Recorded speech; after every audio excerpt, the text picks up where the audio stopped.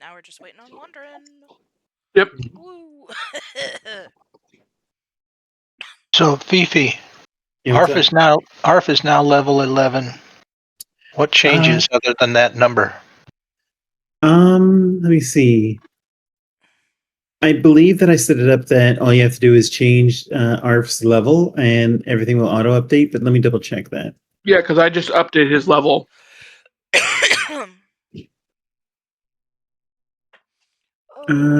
Okay, no. So let's see. It looks like everything goes up by 1, so let me see. 8 plus con is 11, so that becomes 107. 17, 16, 13, 17, 17. 17. And then I just need to update the Arf's attacks. So 17. There we go. All set. Thank you.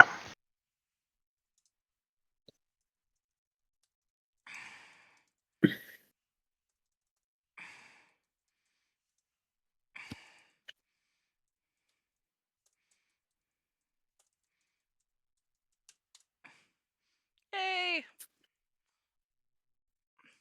Also, I have figured out how to change where the recording location is saved, so hopefully it's actually being saved onto my portable hard drive. So do you want to just do a no? No. I'm not arguing with that We're not- tonight. Oh, All right.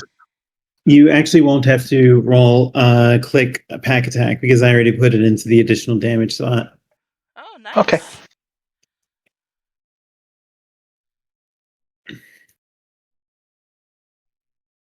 Oh, I should probably go stir the soup. I'll be right back. Soup. All the soup. Soup.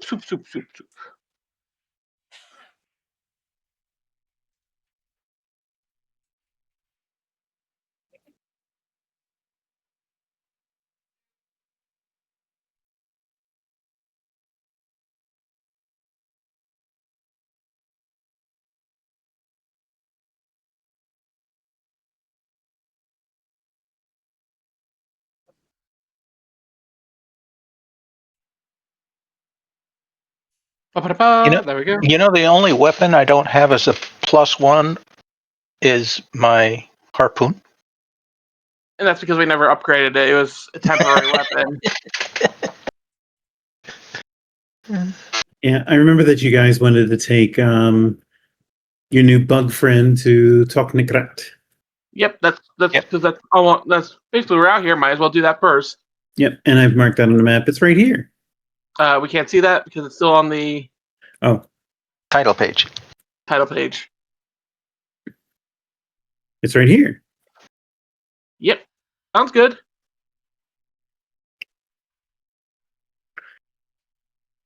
But yeah, no. Cold iron hatchet, crossbow. Okay. Ordinarily, it would take you a bit of time to travel through, but thankfully, the Bogs Rider knows how to travel through. So you'll be able to get through the marsh to Tok-Nikrat without much trouble.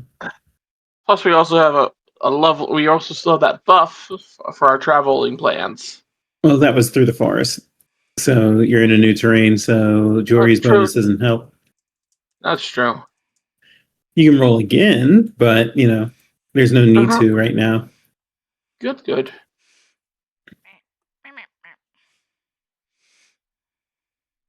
Oh, almost had a panic attack because I was looking and I was trying to find where the zone encounters were, but I forgot that they were under a subfolder. So when I didn't see them immediately, I was like, "Are they gone?" I am a silly. Mm-hmm. No comment. Okay. Sure.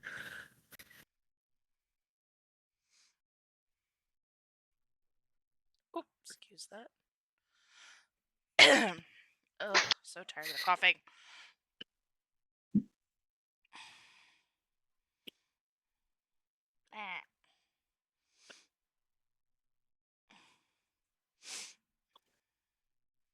That's loud.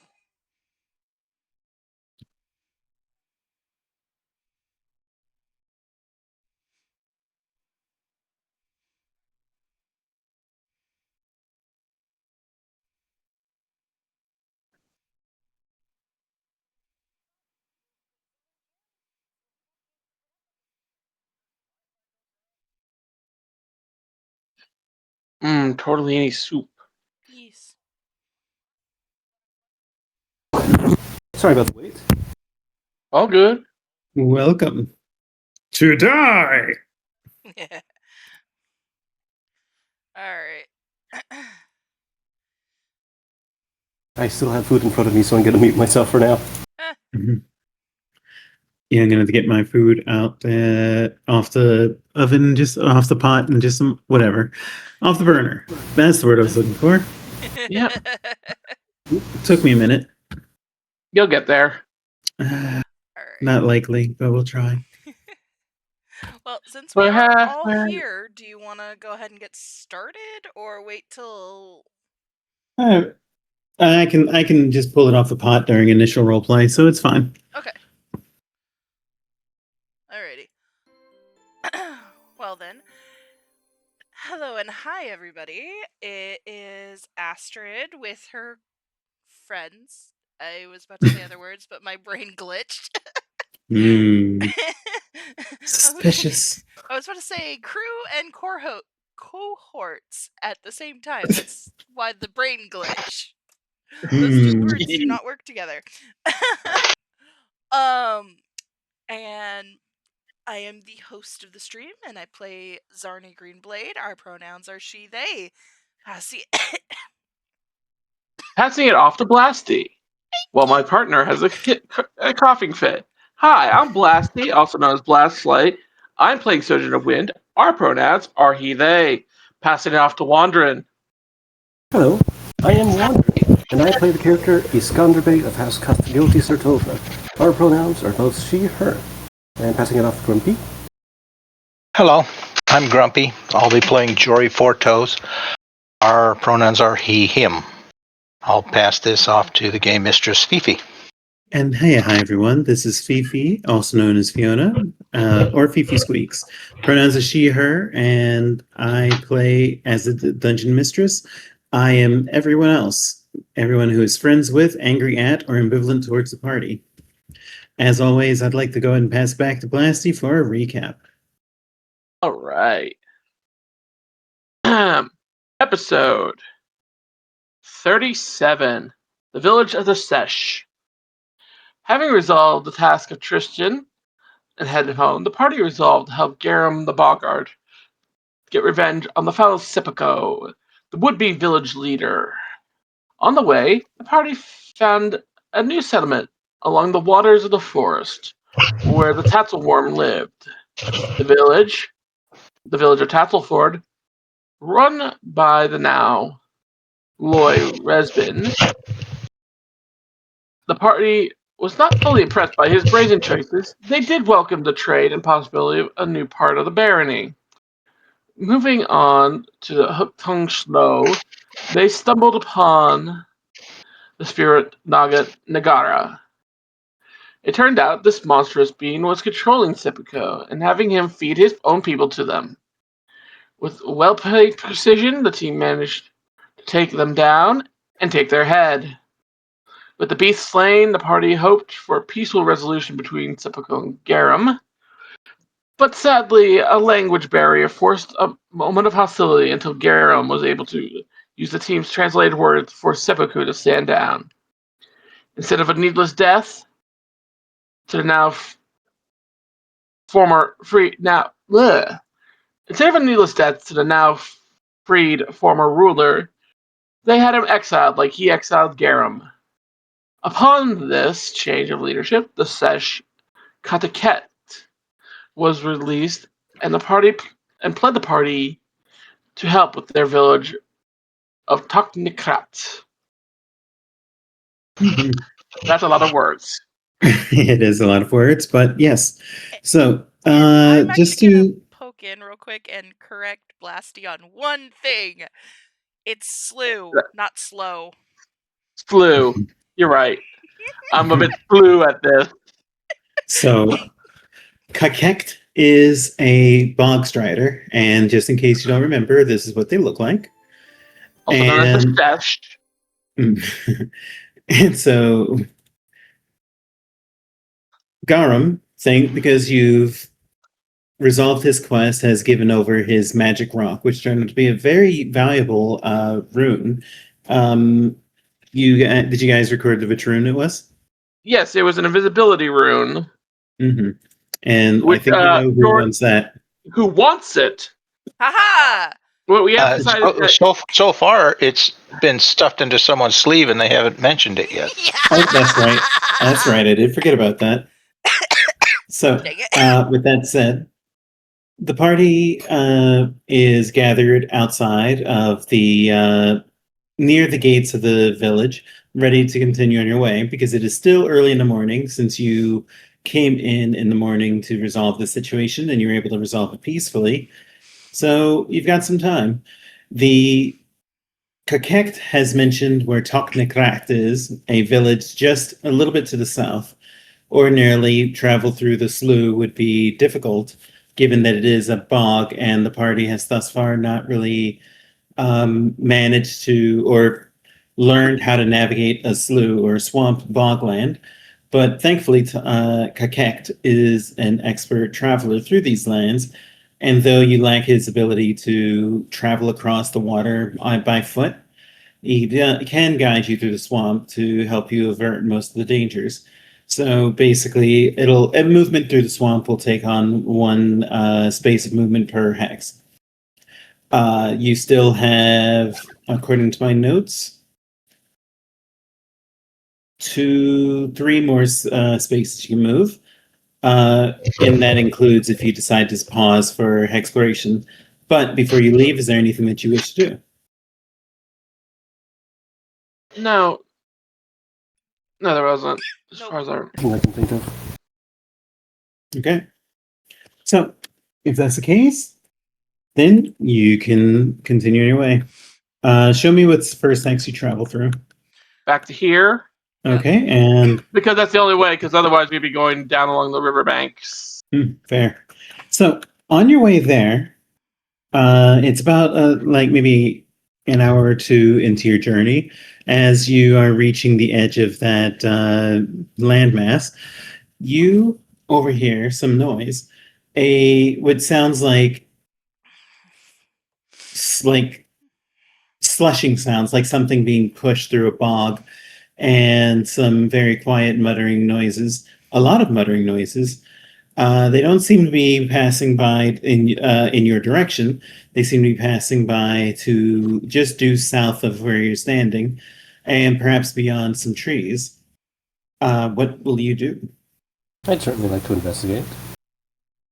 Anyone else? I'm down for it. Also, your mic's a bit on the fuzzy side right now. Me? Yep. Yeah. Yeah, I noticed that as well.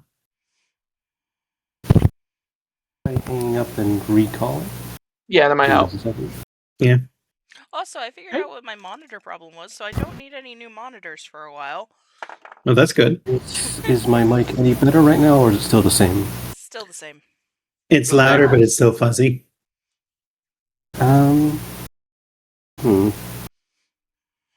not really sure what to do about Do you have this. a fan? Do you have a fan blowing? Oh, god damn it! Yeah, that's what no, that's what I figured. Because I was thinking about it, I was like, that sounds like a fan. Yeah. Oh, by the way, because I forgot, everybody gain a hero point. So we're at 2 hero points. Can't believe I didn't think of that. Okay. Yeah, that's much better. Okay. Oh, it's okay, that's easy. Right, there's still some fuzz there, but not as bad as it was. Gotcha. Since our leader said we were going to investigate, Jory's going to stealthily sneak up and look and see what's going on. Okay. So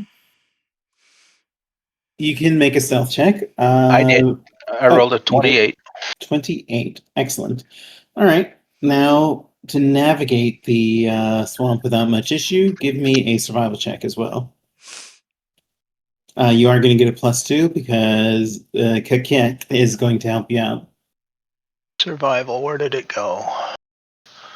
Thievery. Nice. All right, no problems. So, you spend 10 minutes carefully navigating this bog while everyone waits, and eventually you make it to to a hill that looks down a small, not really a shallow, but like a small river run that heads from west to east, from east to west. Pardon. And as you look down, you see what appears to be a small group of caravan wagons on like small riverboats crossing down the river towards the west. And on a quick count, you count 6 total, and you see humans and elves mostly at the barge, although you do see a few orcs and halflings and dwarves. None of the halflings appear to be related. What do you do? I'll step back and relay that to the group. Looks like we got a caravan stuck in the mud over there. Well, they're not stuck in the mud. They're making progress. They're just slowly working through because it is muck. Yeah. Yeah, they're going slow anyway. If it's just an ordinary caravan, I see no reason not to just, take a bit of time to talk to them, see who they are, where they're going, that kind of thing. Lead on. All right. Okay. So Ka-Kekt leads you through the marsh. Understanding your intent, Ka-Kekt leads you through the marsh, and eventually you are close enough that the caravan can see you and you can see them. The caravan one of the caravan masters, one of the boatsmen, basically gives you a nod and then turns her attention back towards the road. Will you call to them? Of course. Yeah, definitely. Okay, what do you say? What do you do? Just a simple, hello, who are you? One of them says, "Oh, hey there. We're just merchants, just making a delivery on our way to Treven." Ah, Really? Treven. That's one of the Yeah. places we were supposed to be checking out, wasn't it? Yes. Mind if we approach? We are... Drelev, not Dreven, excuse me. Drelev. No. Oh, okay. Yeah, that's my bad. I'll type it in chat. Gotcha. We are Right. We are the barons, baronesses, and bays of Castriosha, just to the east. Mind if we approach? Feel free. We're trying to keep moving so we don't get stuck in the mud. But if you stick to the road, you should be able to travel with us a time. We'll be out of the bog by the end of the hour, and we should be back to a normal run through the lake. Sounds good. Ah, Drelev is up north of the lake. Oh, yeah, it's actually just maybe Here, let me come over to you 18, and 20. we can mark it on the map. So, Well, Well, he's actually still sailing, so he's not going to be able to mark on the map. But he does describe it. He is a merchant, so he does describe it well enough that he can get a good idea that Drelev is actually here. well, Soji could literally just yeet himself across the way because remember. Oh, that's true. He could just walk on water at speed. Oh my god, that's right. That's true. Okay, so you just Soji just whip, ninja and just mount the boat. all right, and there is a bit of a commotion because you just suddenly just walked across the water, and one of them says, "What are you, a bog strider?" Well, no matter. Since you're here, hey, Hannah, sign this one's map. Tell them where Drelev is in case they want to visit. And they say, "Sure thing." and they go ahead and write up a little message for you, basically showing you that Drelev is actually right here. Sweet. Well, we'll come back up that way after we deal with the village. Thank you. He hands off a few coins to them. Okay. Speaking of which, give me a perception check. All right. DC 25. Well, never mind. Never mind. What don't you see? What do you see with your orcish eyes? Okay, so as you pass some coins over, you see that on the boat that you're on, you see some crates, and sticking out of the crates, you do see labels that say like cannonballs, arrows, armor, arms. Basically, it seems to be a weapons shipment. Preparing for a war, are we? I don't know. We're just making the delivery. Drelev put in the order, so Drelev gets what he wants. Very interesting. Just keep your head down, stay safe, and if you ever need anything, come through Sagsbane, where our hearth is open. And the woman that had waved at you earlier calls out, "I'm afraid not, stranger. We've been paid for an exclusive contract. Drelev's orders were to avoid Castriotia." Fair enough. Then I would suggest if you are in the woods, then Tatzlford just popped up, new town, unlinked to us, over in that land. Actually, Blasty, I have something that you might want to ask them about. A rumor we heard Certainly. earlier. I'm just going to post it because it's something yes. that. Yes. Before I go, have any heard anything about the Spirit Tooth? Oh, you mean that beast? Yeah. Actually. Is the bounty still out there on it? Last time I heard, but we'll find out if it's still up once we get to Drelev. But from what I understand, it's somewhere in this region over here. And hey, mark it on the map. And once again, the map is marked, and there we go. Further north. Yeah, searching. We have one more rumor you might want to ask about, but you'll want to be very tactful in how you ask about this one. Also, I've heard rumor about Drelev's wife. There's kind of a hush as they listen to you. Yeah, what kind of rumor? No, not that his wife has not been in much good health lately. Anything to that? Give me a diplomacy check. He's can't help you here.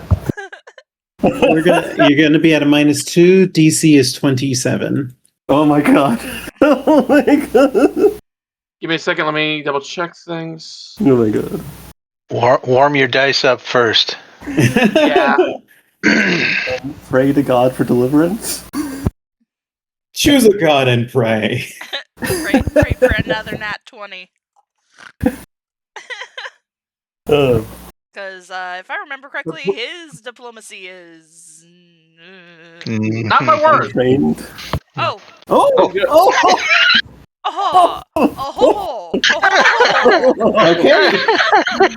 All right. Sometimes the dice giveth, and the dice are given today. All right. So, looks like you had 50-50 odds on that one, but all right. Getting back to it. And I'm only trained. Well, I don't know about a succubus, but it's kind of. I said nothing. I said nothing about a succubus. Where'd you pull that one from? Okay. Rewind and tell me what you asked. I legitimately only asked about his wife having health issues. Okay, gotcha. So them throwing the succubus line is just then, excuse? They say, well, yeah, rumor has it that apparently he's got himself a succubus. Now, you didn't hear that from me, of course. Oh, You didn't no, hear that from any of us, but it that's just stands to reason scuttlebutt. that it stands to reason that if his wife's a little sick, then maybe she's being drained by succubus. But that's all I heard. I didn't hear a Just thing from some you guys. scuttlebutt. But Yeah. as I was saying before I go, if you do need another place to trade goods, Tatzlford in the woods. They are not linked to Castriotia. They are independent. I will see you in Drelev later then. Uh, Goodbye. before that, Yeah. I just need to check one thing.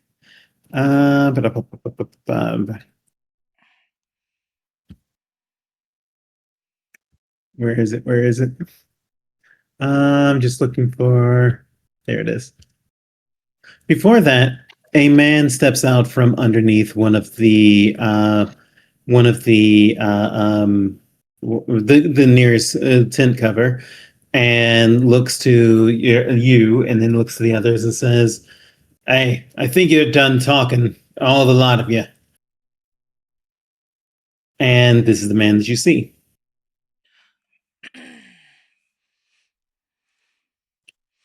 I Sorry like about that, his good look. sir. Stranger, I suggest you get back to your business. We've got to get sailing. These waters ain't safe. No, they're not. Stay safe, and may the spirits watch over you. He just nods. Yeah. Sojin just And what do you do quickly then? Sojin nods, By the and way, would you like to roll society to see if you know anything about this figure? oh, certainly. Actually, mind if I roll society too? It's like, am I close enough that I can see the heraldry on his armor? Or is it too far away with the boat? Oh, never mind. Do you want to risk being seen, or do you want to try to sneak in? Well, this is just like on the boat, right? Well, yeah, but I mean, since you wanted to know if you were close enough, basically, I'm seeing if you get a penalty or not. Yeah, shoot. I mean, Iskander's not trying to hide or anything. Okay, then sure. Looks like Lassie's got this already, but just in case. Okay, well, DC was actually 32. So, yes, the coat of arms on the tabard appears to be resembling Drelev, although it's not quite the right color, so it might be another unit. Which is odd given how they were talking rumors around this figure and without fear.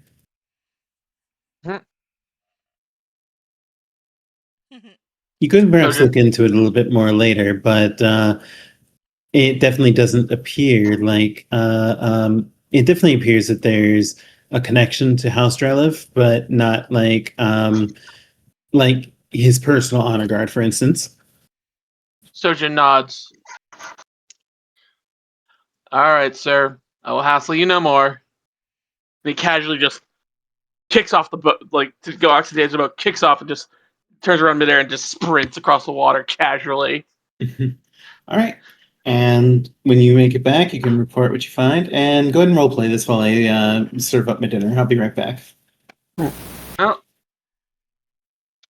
So I'm gonna guess that they're headed towards Drelev, that gentleman I just talked to.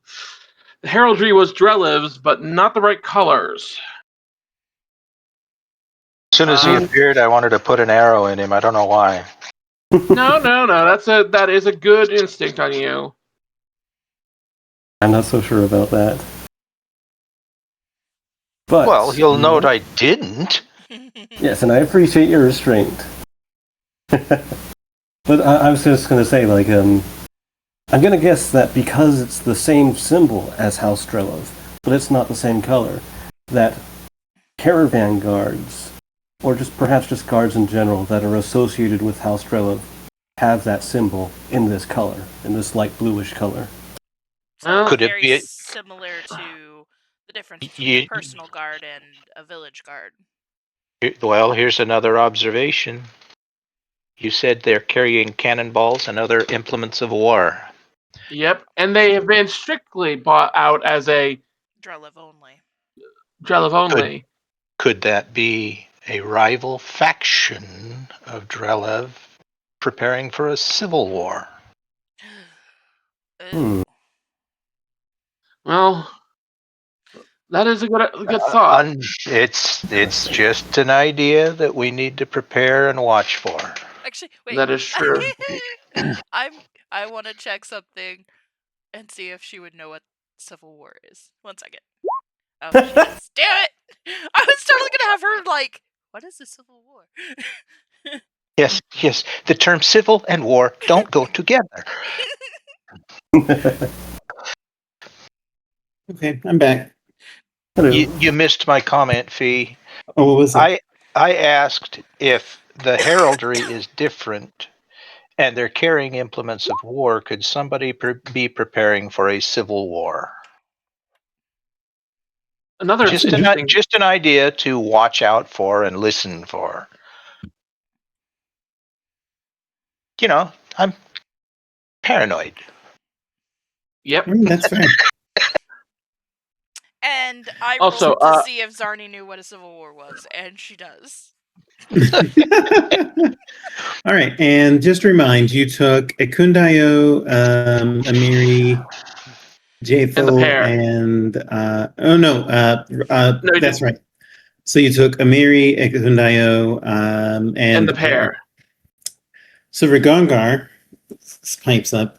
Yeah, I don't know if it's a civil war, but usually, I mean, just put two and two together. You got orders to avoid your barony. You've got arms being moved. Something's going wrong. Mm-hmm. Yep. They're gonna need those weapons for something. And I have a feeling it's going to be an invasion of our home. That being said, they actually confessed about the succubus. I never asked about the succubus. That was amusing. Really? They said they've heard those rumors too. I only asked about if his wife was In her elder. Yeah, that amused the heck out of me.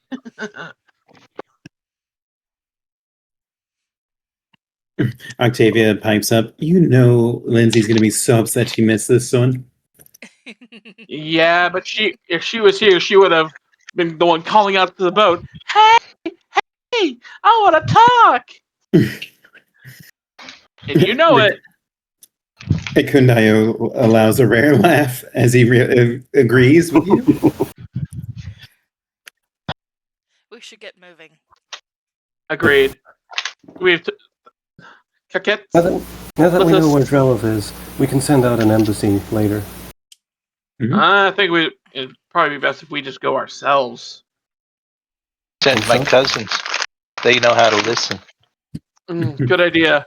I have a bad feeling about Drelev. Oh, yes. I don't think a embassy or an envoy of any sort will be welcome yet. That's why we send in King the did warn shadows. us.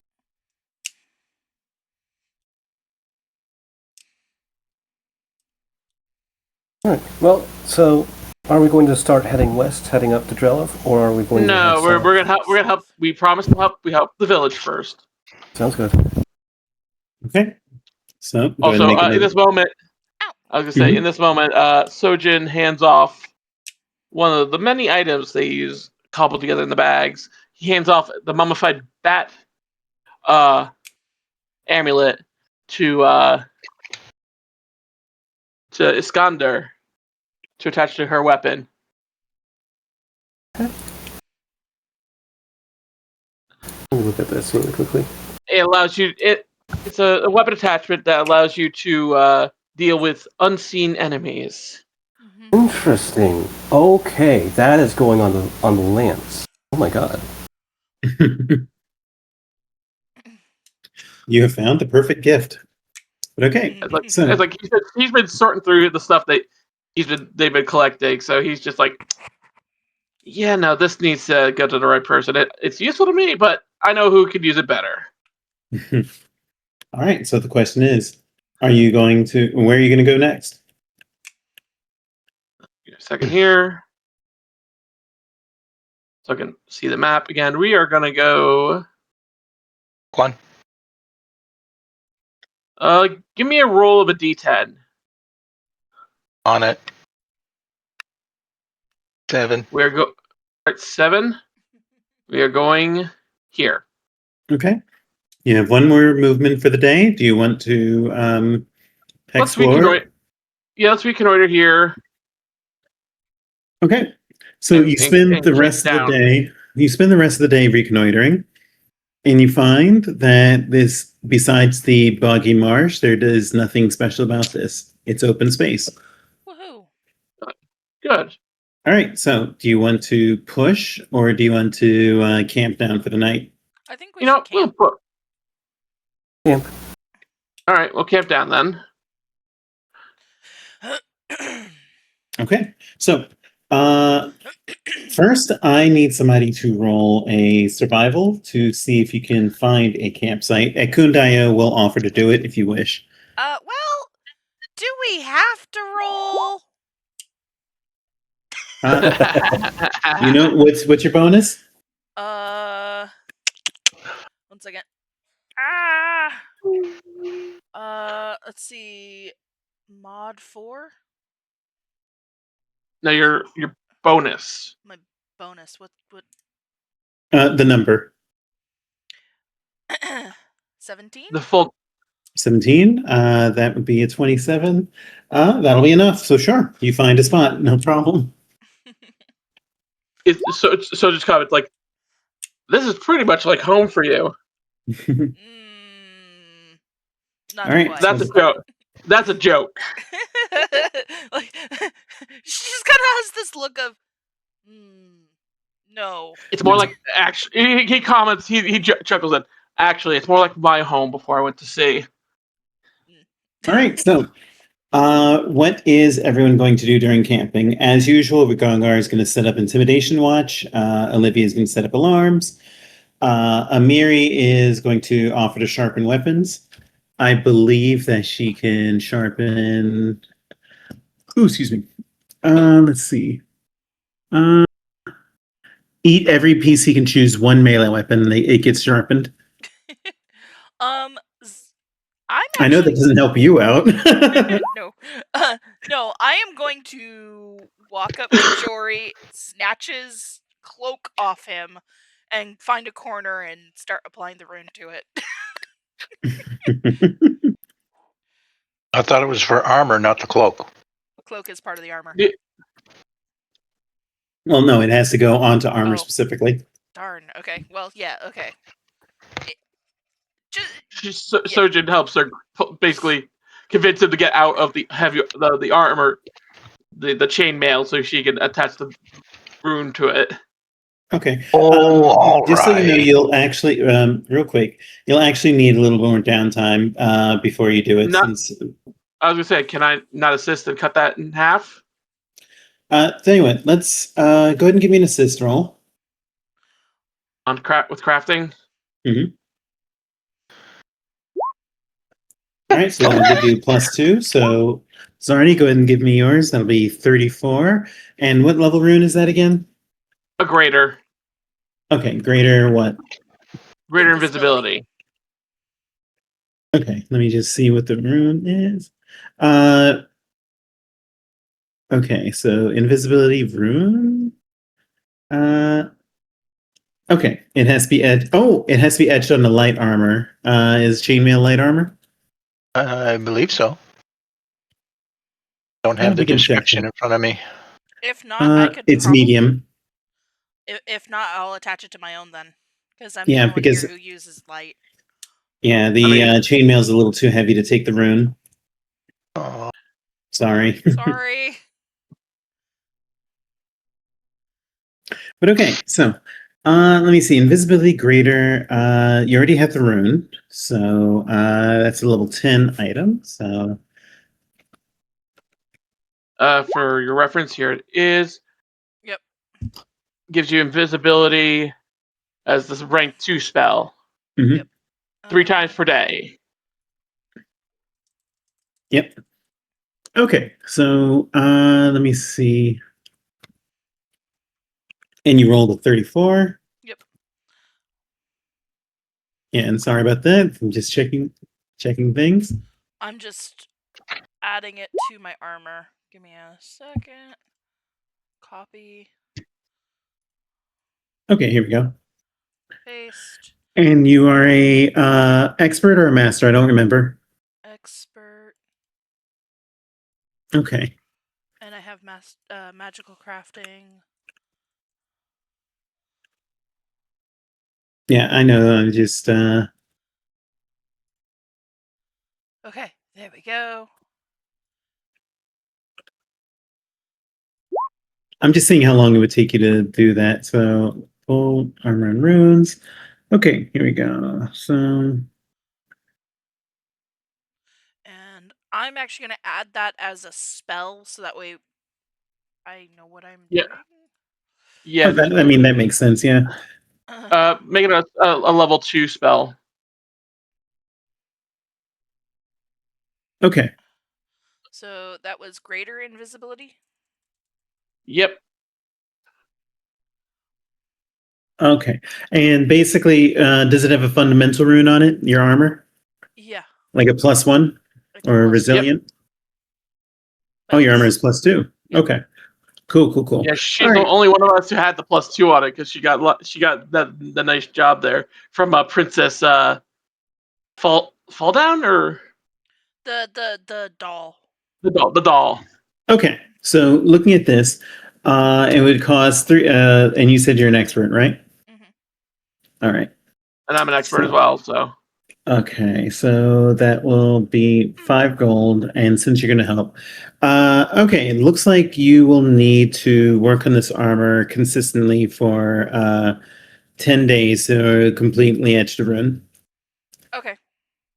Yeah, Sure. so Our you next have 1 day knocked off. Yeah. All right, so since you're busy with that, what's everyone else doing during camping? Yes, this gunner would just be doing your usual storytelling. If I just roll for that? Sure. Yeah. Okay.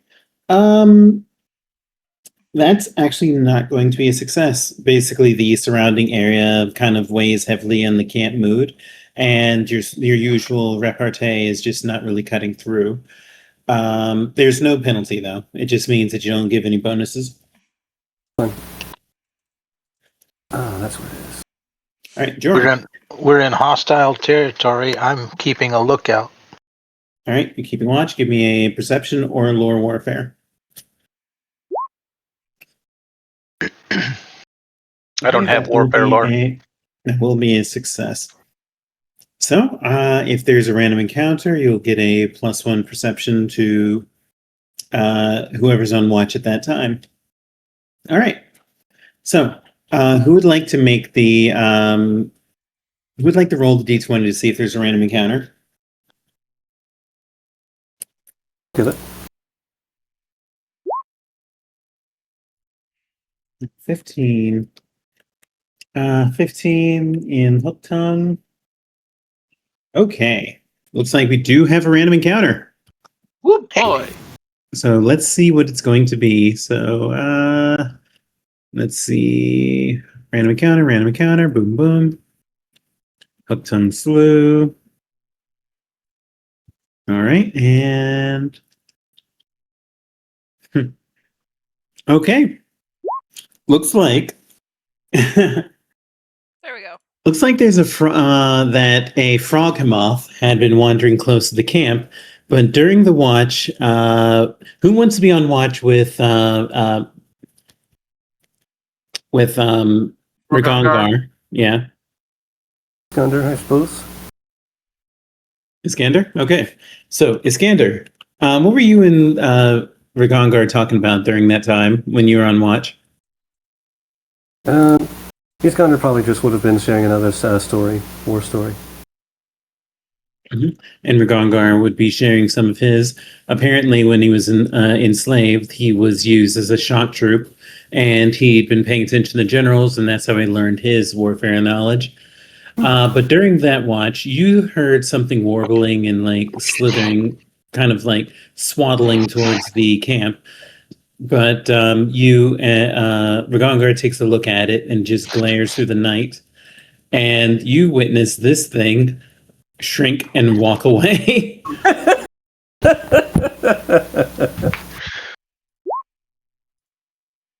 There we go. So congratulations, that encounter has been resolved. I just wanted to say that it would be both of us together glaring at it. Oh, absolutely. Yeah. What did you do? No, she just would have stared at him, stared at the thing, just like with a cold, dead look in her eyes. That's it. Nice job. So, with that said, the encounter ends without a problem. And do you tell anybody about it when they wake up? Yeah, of course. She'll just say to whoever takes watch next night, be on the lookout for a giant frog-looking monster. Amiri is like, "Oh man, you couldn't let it attack. It sounds like it would have been a great fight." Might have been. Not to mention their skin is worth a lot. Well, we might have the chance later. Wait, did I say that out loud? Once again, Ikundayo letting out a rare laugh. Which is becoming less and less rare.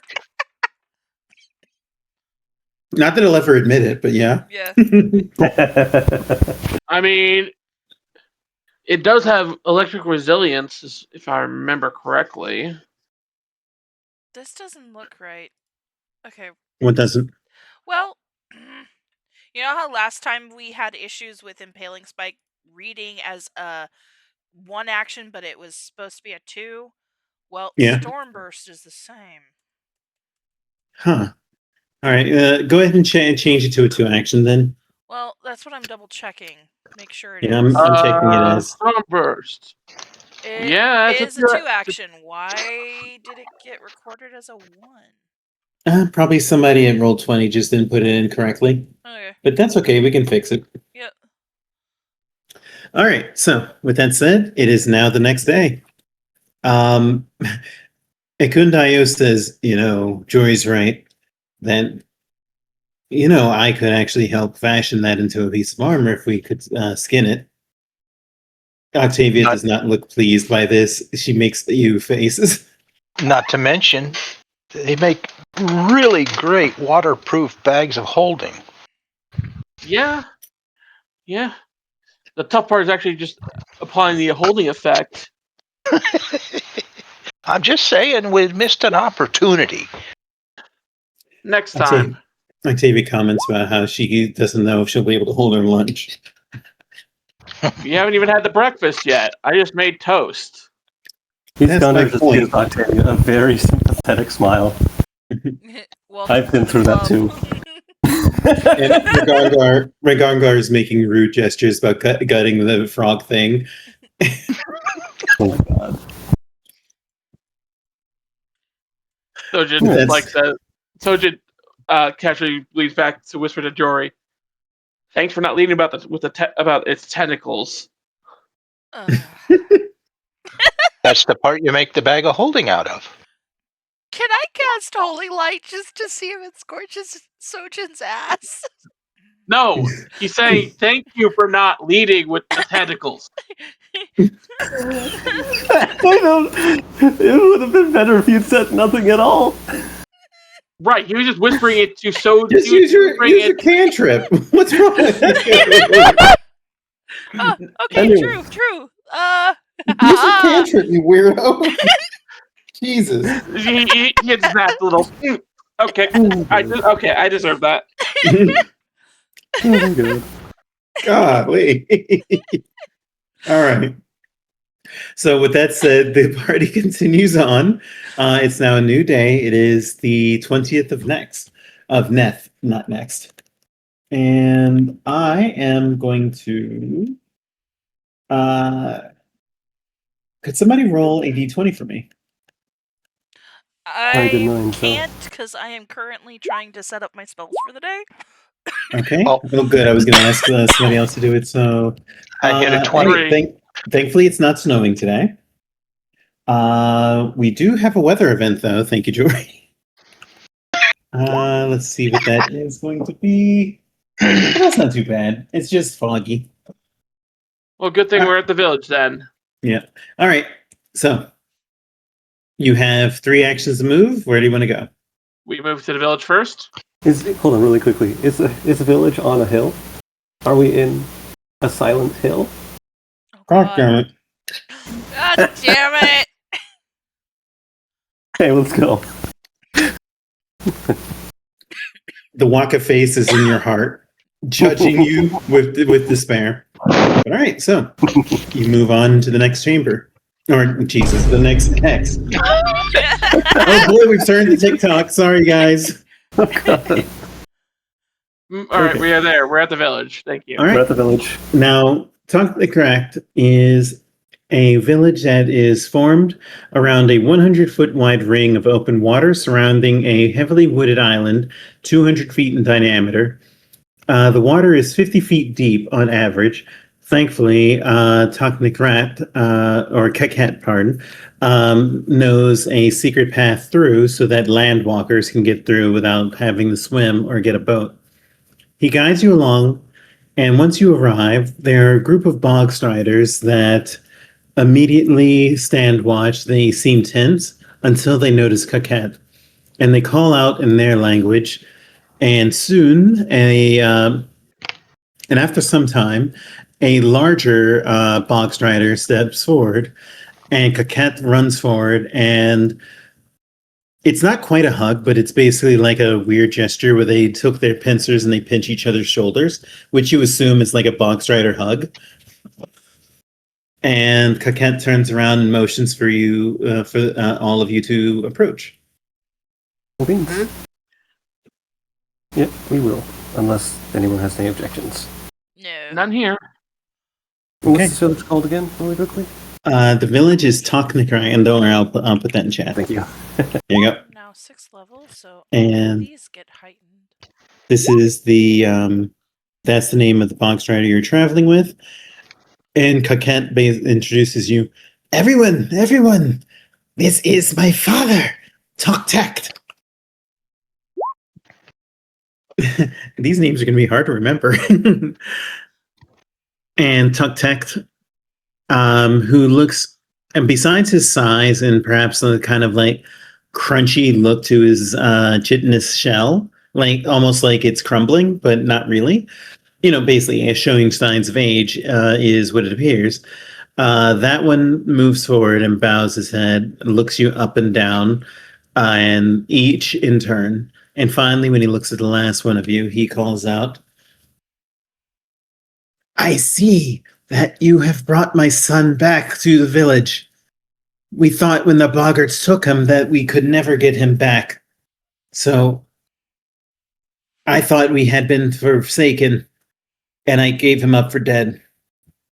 You have given me much hope. Thank you. Thank you all. Glad to help.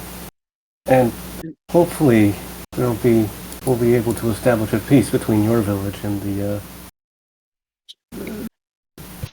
frog. What's the frog village called again? Mabotu. Here, I'll put it in chat. Thank you. Hopefully we'll be able to reestablish a peace between you and Mabotu again. Their leader, the leader of the of Mabotu, was under the control of a horrible naga spirit. Yes, there was a naga spirit. The old king of Mabotu had captured us and sent our young to the spirit naga. We fled here to form a new home, but the boggards found us. We fought as best as we could, but my son was taken. You understand why I thought he was dead. Very much so. But you have saved us. And he clicks his claws, and he reaches over, and he paws his claws over your shoulder, asking, almost as if asking if he can give you the greeting, the hug. That's fine. So Sojin nods and allows it. Pinch, pinch. Anyone not wearing metal armor is going to take 1 damage because, you're not built for this. He's kind of just wearing metal armor. Yeah, so you're fine. Zarni seems And- unfazed for once.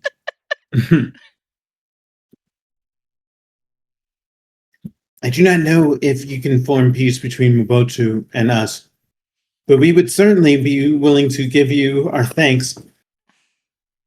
If you need Tok-Nikrat for your people, the people of the East, we would be more than pleased to join you. We'll In open up trade relations for now, for certain. And we'll be able to talk about integrating you into Castriosha later. For now, I'm just happy to have helped. By the way, please add 80 XP to the kingdom. Woo. Excellent. Meanwhile, Woohoo! but there is something else that we can give you. Chieftain Tok-Kekt says, you landwalkers do not know the slough, yes?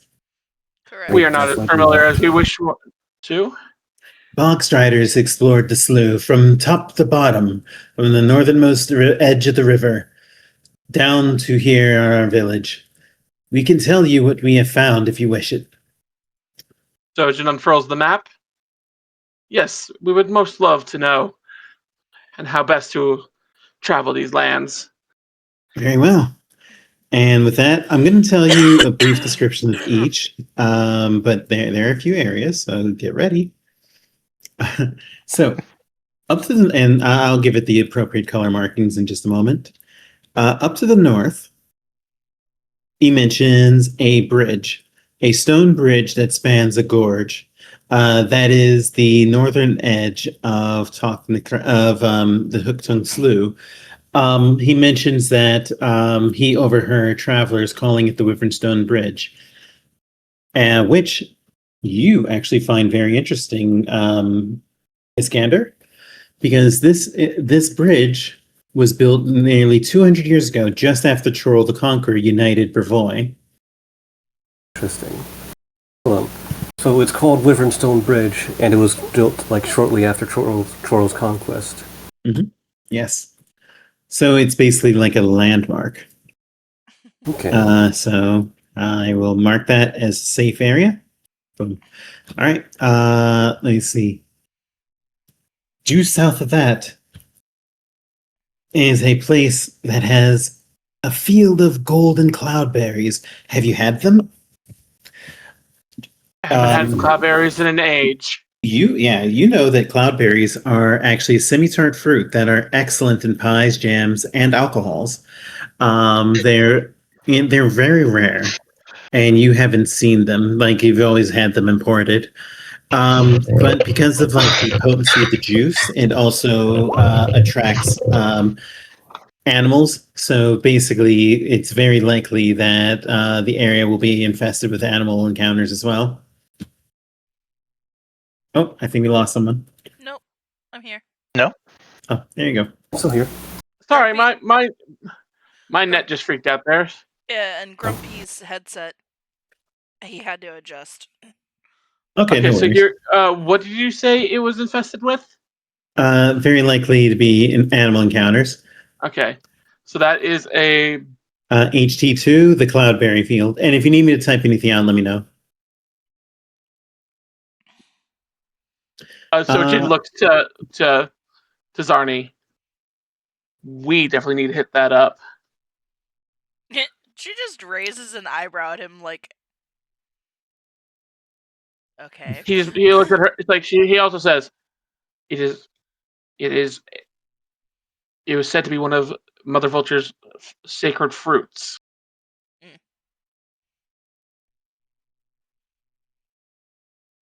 Okay, and immediately due to the west of that is a old ruin. Basically an old ruin that they claim they attempted to form a village in. So it's the remnants of their village. He isn't sure if they left anything behind because they had to leave in a rush. but they mentioned that they were attacked by boggards, so you should be careful if you head there. But that's what that is in that area, and that's HT3. HT4, which is this one. So let me just mark it. They explained that they warn you to avoid that area because they weren't able to explore it fully, but they were aware that there is a sinking bog there. So basically, it tells you that if you're going to go there, you're going to need to be ready for quicksand. I'm gonna say if we want to go to Drelev, I don't know who was marking it earlier, but because we have the caravan, I say we go up and around. If that makes sense. It does. Mhm. Although, Because I'd There's no- rather us be rested before going into Drelev. Right. The reason I cut through here is because that's the paven path of the road that we have. That's fine. But you see what I'm saying. Go up and around. Oh yeah. By the way, feel free to ask about any of these spots if you want to ask the box riders about them.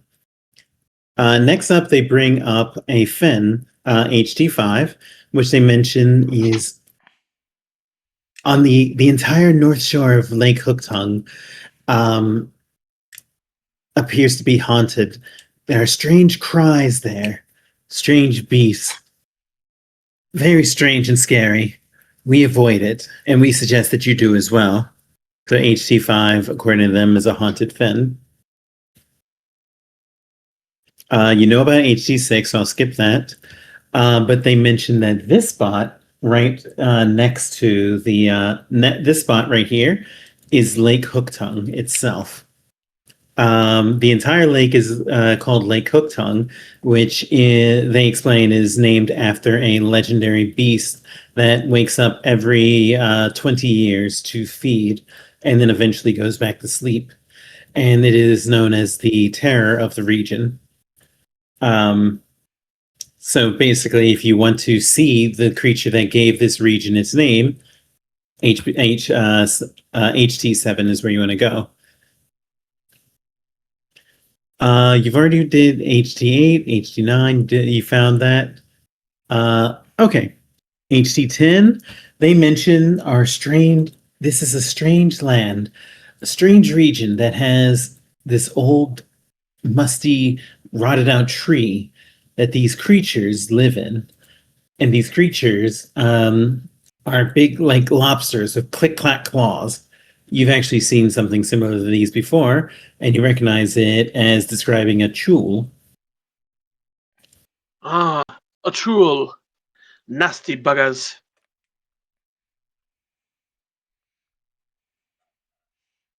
It's HT9 Hold on, what? for the Uh-oh. jewels. No, it's H. Oh no, hold on. Did I think I made a mistake. There we go. I fixed it. Because I accidentally removed that section of the map. So there you go. HT10, which it looks like it's not on there. So let me put that on there. There we go. Let me HT10. say that again. No, you know what? We saw a trool the other day. Horrible creatures. Yes, they And- are. Also, they're azure lilies just due to the east of us. Jory, you know about azure lilies because they form a very strong poison if you can safely harvest them. And that's directly due to the west. So I will put that as a red area. And yeah, I know that this is a lot. I'm sorry. Good. I'm writing Alright. it all down in my journal. Let me see. You know about Tok-Nikrat, obviously. Next, they mentioned that there is something called the Bog of Bones, just due west. They advise that if you're going to travel through, that you avoid the Bog of Bones, because supposedly there are ancient, boggy, nasty creatures that haunt the land and will chase after any intruders that they find. I'm sorry. Look at the You don't like it? bones! Look at the bones! I'm sorry. No, Yes. it's all good. So finally, they mention two other areas. That down to the south is a region that they call that they declare is a lair for something that has many heads and is kind of snake-like, which you recognize to be a hydra of some sort. Zarni's expression. Yeah, like this region sucks. I don't like it. And I think you've already resolved the slug spit quest. Yep. All right, there we go. That's everything. And that's everything that we know about the Hooktongue Slough. So what was an HT-13? HT-13 is the Bog of Bones. Gotcha. I'm trying to remember. Where was it that the unicorn's corpse was? Was that That was in the Gnarl March. Ngara March 3? Yep, Gnarl March 3. All right. I hope that has given you all the knowledge that you need of this region. It certainly has. We very much appreciate it.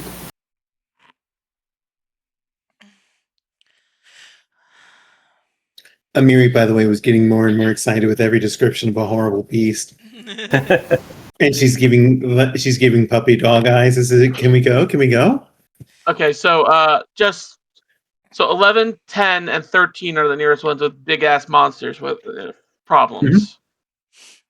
Well, 11 was basically where lily patches are.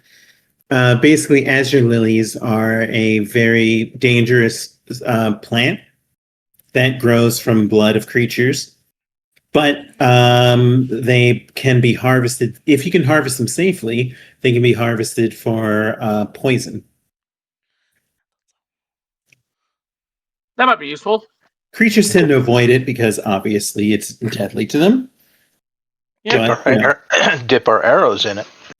Oh yeah. Maybe give me a few pellets for my sling. Sure. Yeah, poison pellets. Be fun to make. If we make it over there, we can try. I mean, we have the time. The only thing that we're looking forward to is Iskander's birthday coming up. Oh, geez. Actually, that reminds me. What day is today? 22nd of the 20th. So you have 8 more days. Okay. I think we could get some poison whipped up by then. Yeah, and we could be back. And we could be back in Stag's Bane before then. What's the orc and his partner's names again? Ragungar. And Octavia.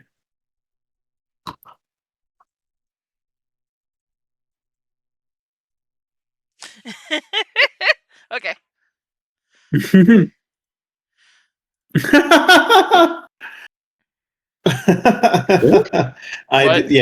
No, something that was whispered to me. All right. Anyway,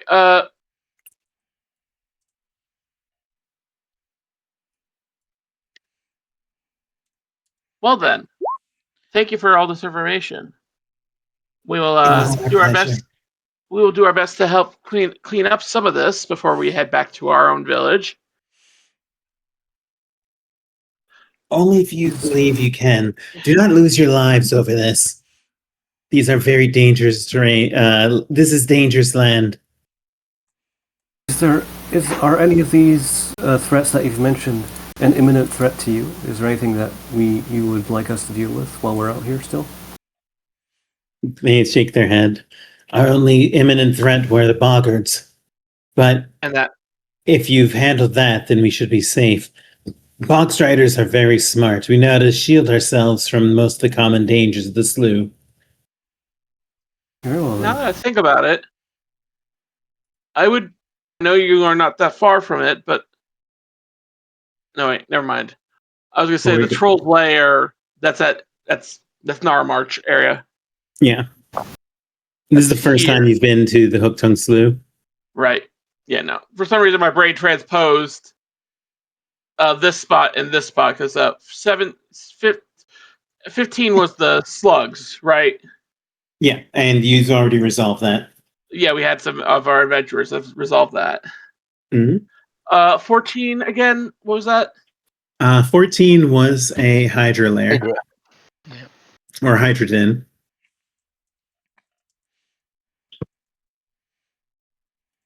So my thought for today is we go here, then here.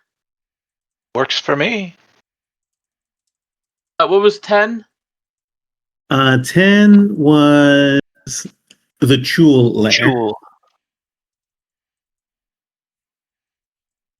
I will hit the Chula on the way back. So go out, down, this way.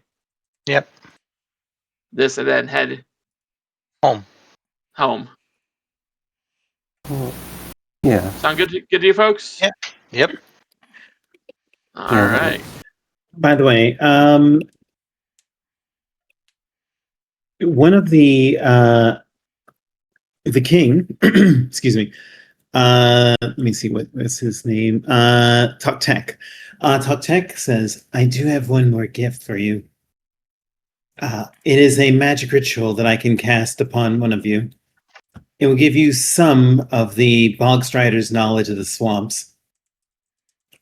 It's nothing that could be taught in months, but enough to get you started, if you wish, so you could perhaps safely travel the bogs.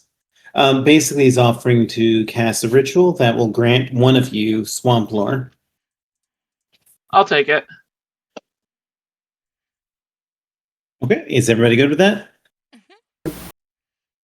Because that combined with his knowledge of the waterways, That makes sailing, sense. it just makes sense. Like, okay, I know how to deal with the waters. Might as well improve it upon the water, the swamps. That does make sense. Okay. All right. So I gained what lore? Swamp lore. Swamp.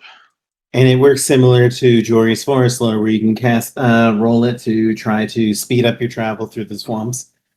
And this is was it intelligence or wisdom? It's intelligence, it's lore. All right. I'm supposing I'm at trained. Yep, just trained. All right. Hell yeah. It's a good start. Nice. Okay. So that's going to be enough that for the next 3 days you can travel swamps as if they were plains. All right. So Jin, after because obviously now that the bog strider is no longer with you, you don't get his bonus. Yeah. Sojin nods. Thank you for this information. This makes that a lot of that. He tries to find the words. It makes a lot more sense now. They click their mandibles at you in acknowledgement. He clicks his teeth in the same pattern. All right, and then they bow their head and wave you off. The village doesn't have much, so there's not much you can buy here. It only has like housing because it's a new settlement. I was gonna say, we have some extra. I was gonna say we have some extra swords we could sell to them. Yeah, but that's about it. They don't really do trade, so they wouldn't be able to give you anything. Yeah, that's what I said. I figured, it's not going to be worth it at the moment. Mm-hmm. We'll save that for another time. Yeah. All right. So you have 2 movements left. Where do you want to go? Oh, first one, we're going to go here. Okay. You don't need to reconnoiter since you were told where to go. So the lily patch. The azure lily is a relatively notorious carnivorous plant known to grow in the Hooktongue Slough, and it's also one of the rarest. It's unusual to find more than one of these dangerous plants growing in any part of the swamp, and they're unheard of beyond its borders. However, by miraculous chance, this is a grove of azure lilies, beautiful and deadly, blooming on a low hummock here, appearing as a thick tangle of tough scrub with blue flowers. The poison is rather toxic. A single lily producing enough pollen to drive those exposed to it into a frenzy. So, because you were warned about this, you don't have to make a check to see if you're exposed to it. But if you want to harvest the plant without disturbing it, you're going to need a nature or survival check, and you must be an expert to make the attempt. Or a relevant lore. I was thinking Well- medicine. Medicine, yeah. I ran survival. Okay. Well, Jory actually was able to do it with Jory travels in and is able to harvest the plant without disturbing it. And so, since you only had a success, That 35 is only a success. yeah, it was DC 33. Wow. Okay. Okay, so you have now gained roll 2d3. Mean D3. D4? No, 2d3. It's not listed on my dice. Yeah, Well, just type in /R 2d3. I've never heard of a D3. Well, basically, it's just rolling a d6 and have it. Here, I'll roll it instead of. There we go. So you gain 4 doses of azure lily pollen. Okay. I will put that into your sheet. And this is a poison that has to be consumed or inhaled.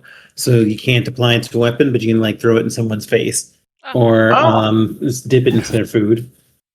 Okay. okay. Now, what is its effect? Let me see. Saving throw. Assuming they fail, they take 2d6 mental damage. If they continue to fail, that becomes 3d6. If they continue to fail, it's 3d6 plus slowed. If they continue to fail, it is 3d6 mental damage, slowed, and confused. And it lasts for 6 rounds. Can they be Or hit until they multiple shake it times? off. Can they be hit multiple times? Well, if you hit something with multiple doses before the old dose wears out, then it doesn't give them a new set of conditions, but it can escalate the condition they have. Okay. But it can hit someone multiple times in a day, if that's what you're asking. Okay. All right, so you have 4 doses of that. And additionally, if you claim this space, you can make it a kingdom action to basically harvest more doses. Interesting. I think we ought to do that. All right. And now, so that you know, because this isn't a very popular place with animals, the dosage basically the dosage restores once a month because animals avoid this area so they don't get too many repeat customers, so to speak. So basically, we can come back and harvest again. Mhm. And I just realized I actually do have a lore that would be relevant. And which one's that? Farming. That's Except true. yours, Would it be? Would it be with a roll like that? I know. No. All right, you have 1 action remaining. Where do you want to go? Okay. We're going straight on into the mouth of the beastie.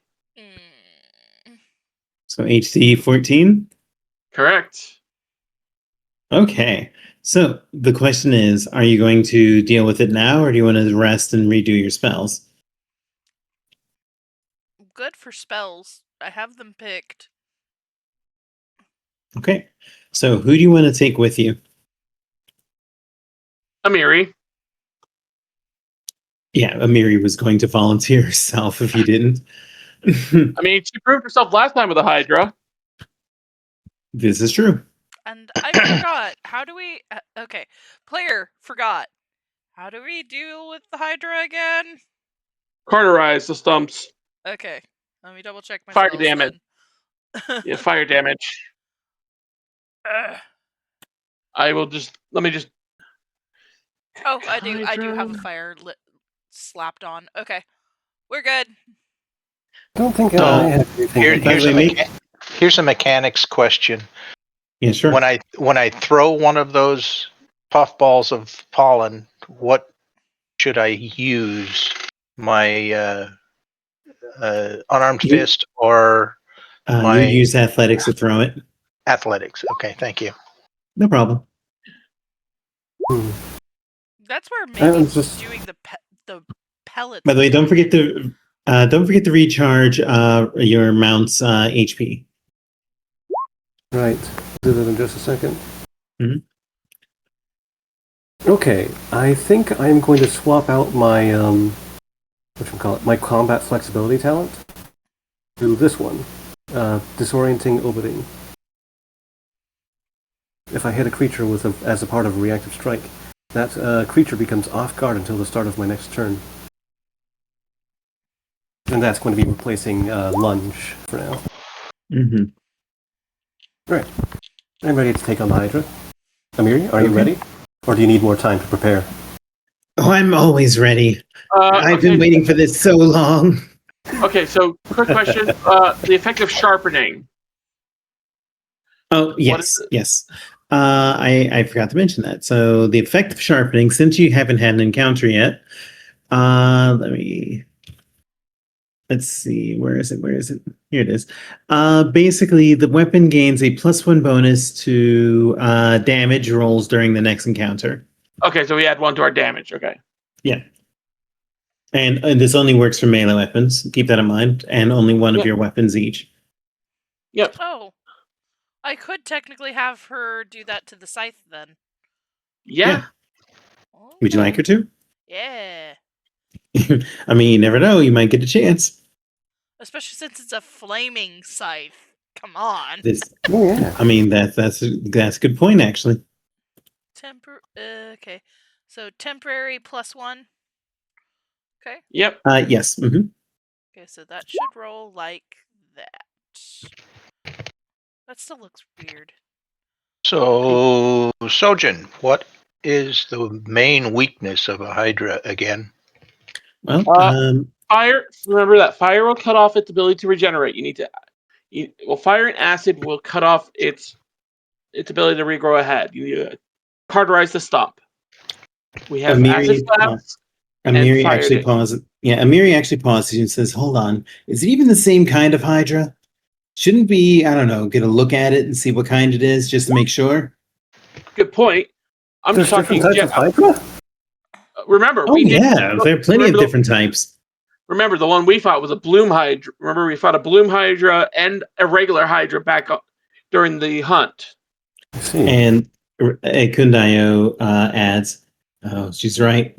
There's a Mocking Chorus Hydra, there's a Prism Hydra, Stargut Hydra," and Amiri says, "Oh, I've never heard of that one." Yeah, and there are plenty of different types.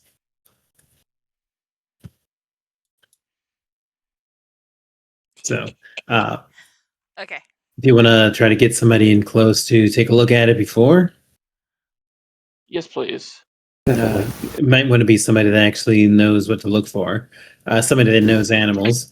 Jory, that's you, right? Well, I mean, you're also stealthy, so. yeah. Okay. Right. Not sure if I know enough about it, but here we go. If you want, I can go with you. Or not. Okay. So, Are you gonna be quiet enough to go with me? of course. Ekundayo is going to help you and is going to give you a +2, which puts you to 35, which is not enough. Would you like to reroll? No. Remember, he gets another +2 because of his feet. Oh, never mind. That is going to be enough. You need a 36. So you two are able to get in close, and you can roll a nature check to see if you know what it is or know any details about it.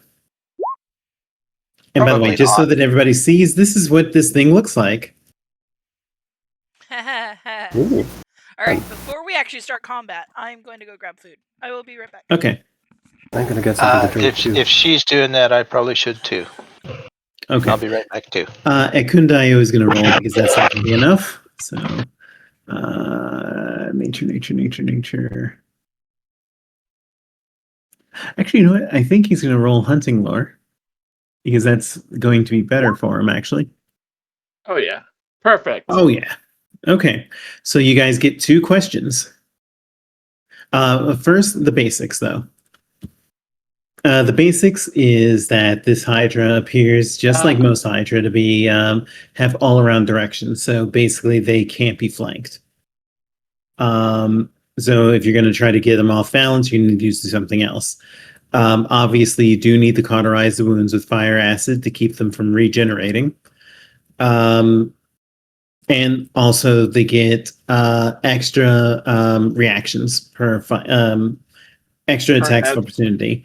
Specifically, since it has 5 heads, it gets it gets a total of 5 attacks of opportunity.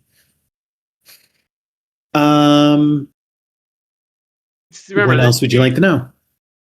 Well, people walked away, remember? They just went to get food. Okay. I was just telling you that, but all right. I do have one question. Does it have any damage type weaknesses? Like slashing, piercing? Yeah. Ikundayo identifies that it seems to be a standard Hydra, just one that's grown fat with a long life. So it's weak to slashing damage. So just vials and is thankful he chose his hatchet today to be using. Mm-hmm. Not as powerful as in healing as his other one, but slashing damage versus piercing damage. Okay, I'm mostly back. Okay, just to repeat, basically you can turn off its regeneration with fire and acid like most Hydras. This one appears to be a standard one that's just big from a long life. So it's weak to slashing damage. Additionally, they are immune to area damage. So you can't do area effect damage to them. So no burst damage. Got it. Yeah. All right, and you get one more question.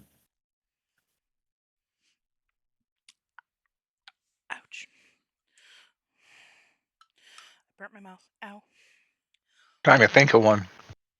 A weakest attribute that for saves. Okay.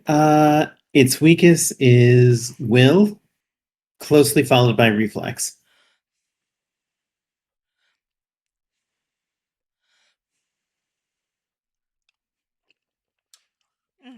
Okay.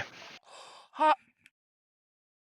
So the question is, do you still want to proceed or do you want to readjust spells? All right, I'm back. I'm good. I've got fire spells.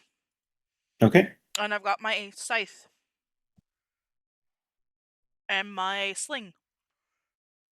Okay. For Iskander, because you weren't here for it, weak to slashing damage, immune to area damage. You can turn off regeneration with fire acid damage. I don't have anything to create fire or acid damage, and my main weapon is a lance. I mean, it's not immune to it, so you can still use that. It's just that you don't get a damage bonus. Yep. And you just wasted a nat 20. Oh.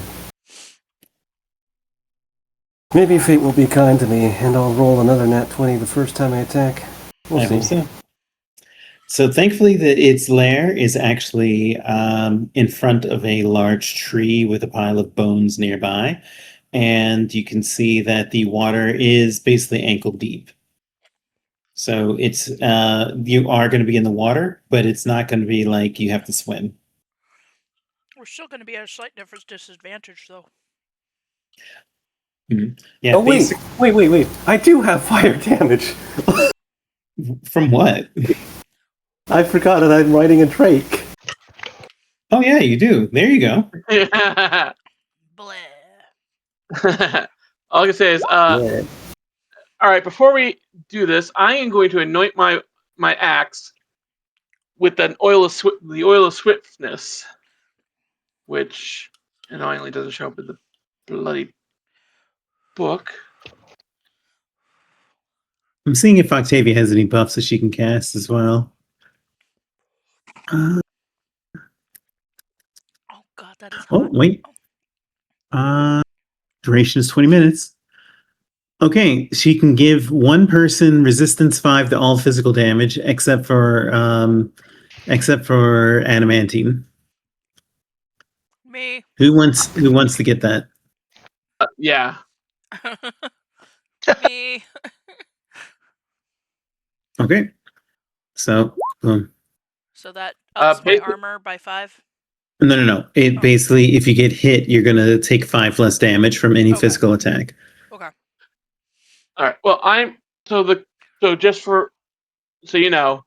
quick strike rune. Basically, quick strike. Oil of Swiftness applies the quick strike rune temporarily to my weapon, allowing me to get an extra action for attack. Mhm. So basically, I will have 4 actions. 1 I can only use for attack. Yep. Also, she can cast enlarge as well. What does that do? Enlarge makes somebody the target grows to large, or if it's large, it becomes huge. Oh wait, no. Yeah, she's casting it as a 4th level, so the target becomes huge. They get a +4 bonus to damage. Their reach increases by 10 feet. Jory.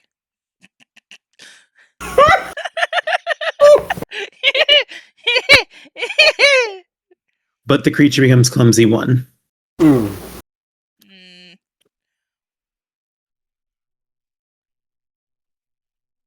I mean, if you want it, I can do it. You just can't ride a ARF if you're going to be huge. I'd say, why don't we I don't. attack? I don't want it. I was gonna say, why don't we put it on the The riding Drake. drake? Oh my god. Iskander, do you want to do that? Would I actually be able to ride the Drake? Yeah. Yeah. Yeah.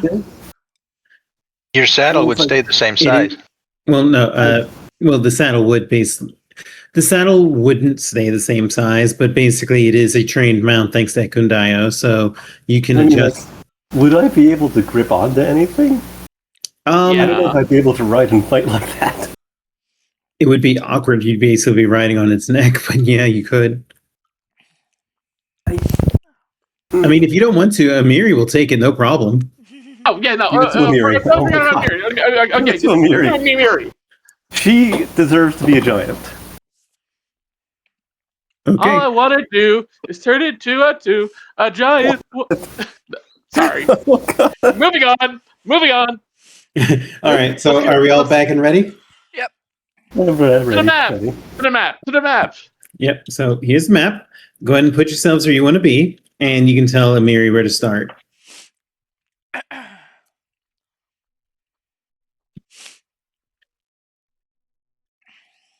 Let's see. Okay, let me also get Carl on there. Where's Carl? Carl. Oh, I'm around there. You have to be within the first 4 rows because you're Dang coming into it. Okay.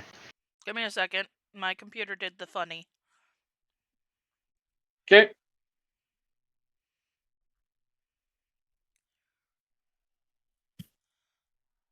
Now let me double check here. I had to reload my entire screen because it decided, yeah, no, we're gonna glitch out. Load Carl. And then Yef. Poor mom is coughing. And then the staff.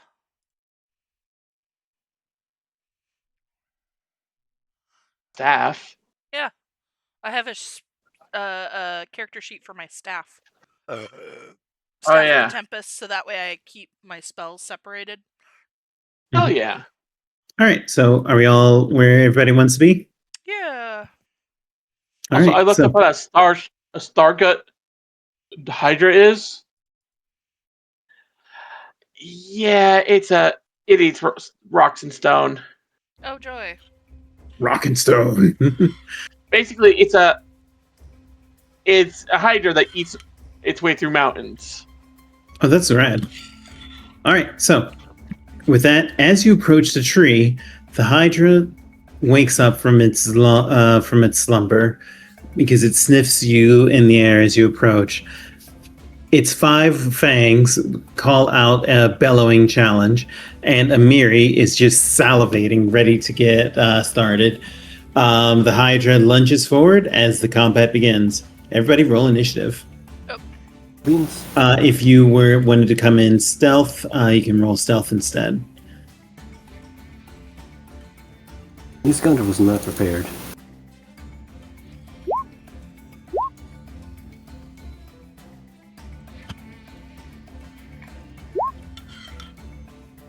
I'm prepared.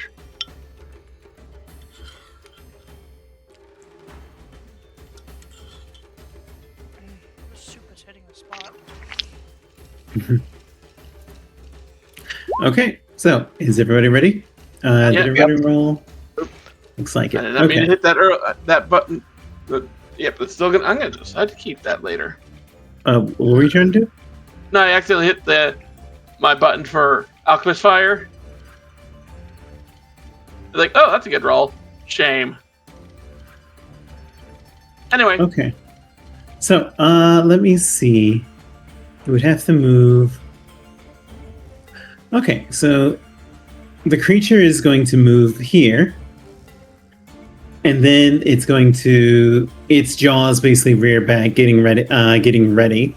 So it's readying in action, and that's gonna be it for it. Sojourn, you're up. Alright.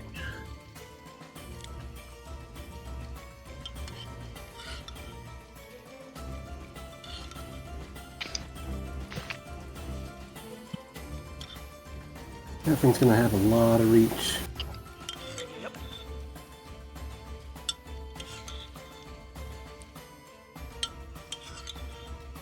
Okay, so my total is 40, so...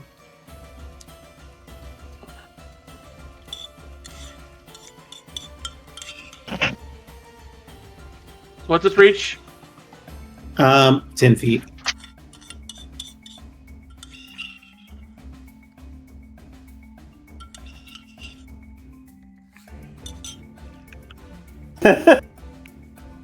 Not safe anywhere. Fuck it. The only way you're going to be able to go through without drawing attack of opportunity is if you do a tumble. Yeah, basically, I'm using boarding assault and tumbling through. Okay. So you're going to tumble through, make boarding assault. That'll be it for your turn then, because that's one action then 2. That's okay? Nope, I got one more because I'm using the axe. Oh, that's correct. You're right. I forget about that. All right. Plus, also I get, because of boarding assault, I get an attack anyway. Oh, no, for sure. I was just... So acrobatics, let's see, acrobatics, I believe. Versus reflex, I believe, right? Let me just click the button. Yep, reflex DC. Tumble through. All right, so your reflex DC is 34. Good luck. Rolling that. There we go. All right, you make it through without drawing attack opportunity as it snaps its jaws, but you're able to just roll under it. Or roll through it. It's like, whoop. Yeah. And then, okay, I make my boarding assault attack. Mm-hmm. 32 is going to miss. Oh my god. And then I make my quickened attack. Do you want to reroll or no? Oh, actually, yeah, I'm gonna reroll. Sorry. Okay. This is my reroll. This next button is my reroll. Never mind. All right, now you can make your second attack. Yep. Never mind. Sometimes. Actually, I'm gonna call that. So that is my second attack that time. I'm gonna call it a finisher and call it a confident finisher. So he still takes half my precise damage. So he takes 2 damage.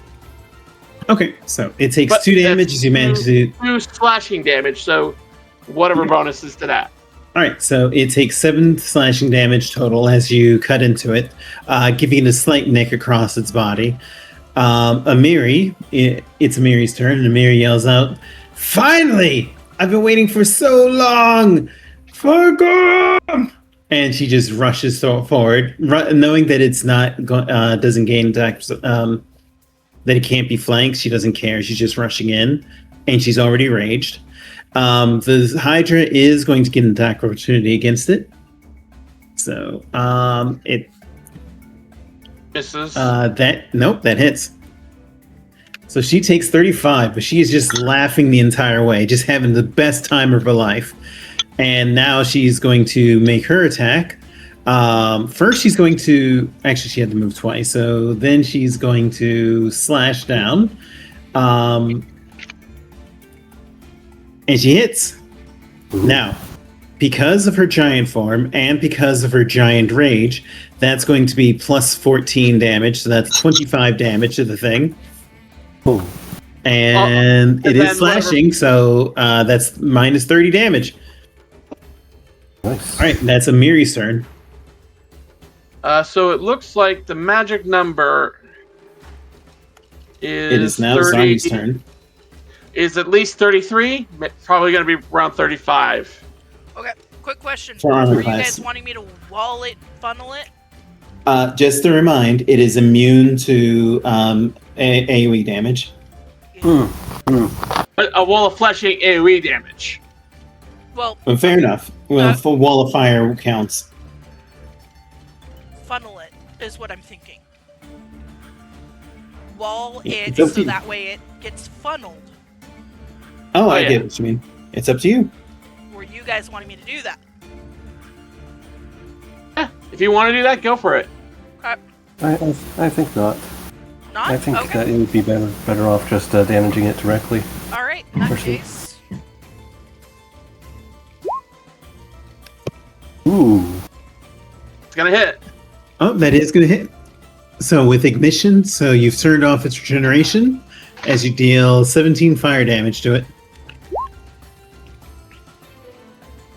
And then you cast Mass Shield on yourself. All right, terrific. So it is now Jory, you're up. Well, I'm going to spur the dog on. How far does he run? By the way, keep in mind you can attempt to sever a head. Yep. His move speed is 40, so you can move him a total of 80. So, I can get up there. Good. yeah, you can get to here. Yep, that's where I'll go. All right. All right. Because it still has 5 heads, it will take another attack opportunity targeting Arf. 29. Arf. Yeah, that hit. Arf takes 30 damage. Okay.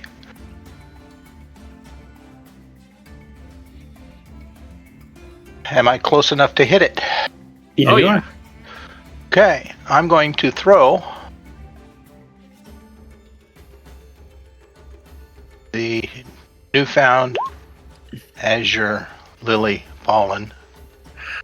Good call. Oh. Make an athletics check.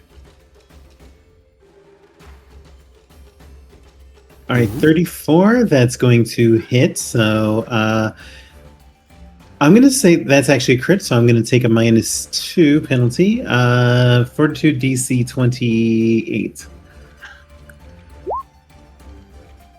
Save All right, one. so well, it's a success.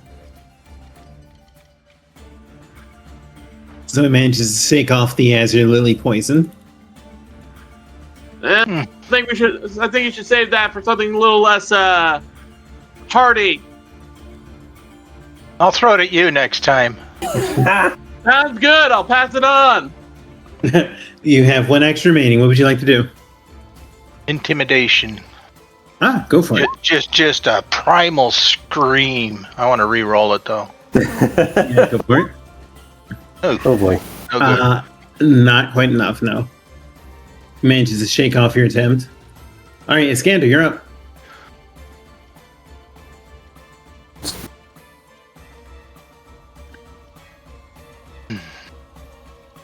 Alright. So I'm going to. I'm not going to spend an action giving Rush an extra action. So I still have all 3 of my actions. Mhm. And the first thing I'm going to do is I am also going to try and intimidate it. Go for it. And with All right, that'll make it frightened 1. Nice. And then Can I do a range feint? Is that possible? You have to be. I believe with a feint, you have to be in melee reach. Okay. In that case, let's see. What was I gonna do?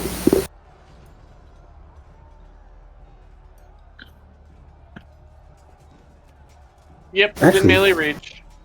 Hold on. Hold on.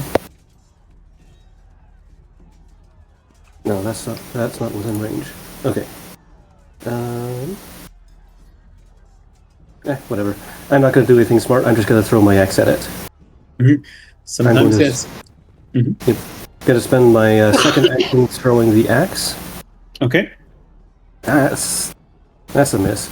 And then I am going to spend my third action, also using the axe. And I'm not going to use a hero point for this. I'm actually just going to use exacting strike. Okay. Ooh. Sometimes. That's my turn. All right, it's now the Hydra's turn. The Hydra, seeing so many delicious targets next to it, is going to use a storm of jaws. Making now it has to be a different target, so one of the attacks gets wasted.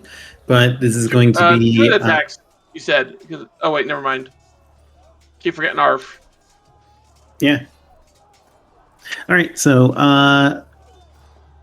multiple attack penalty, but the multi-attack penalty doesn't increase until after it makes all its attacks. So I'm just going to roll once, and we'll compare it to everybody's armor class. So boom. That works. 40. Ouch.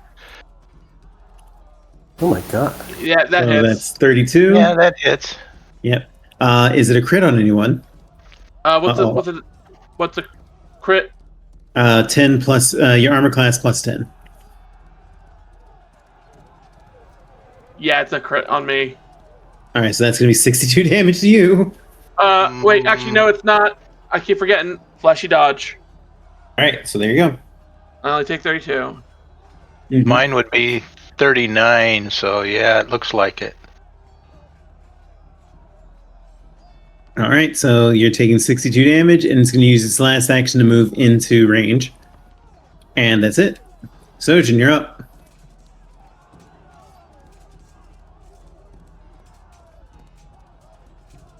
Sojin moves in with a tumbling through. Oh, actually, real quick, that was the armor attack was 39 because it was frightened. So would that still be a crit? Well, it matches. It matches your armor class plus 10? Yeah. Okay, then it would still be a crit on you.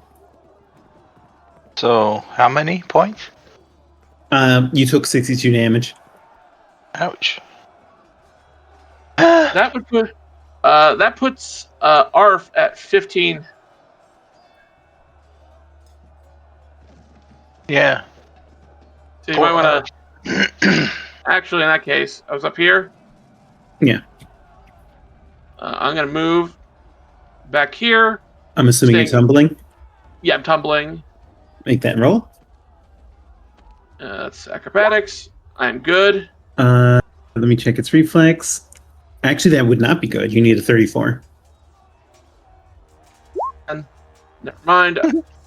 Oh All right. boy. In that case, Hold up. I'm not. Why am I? being 33, tumbled through? 33.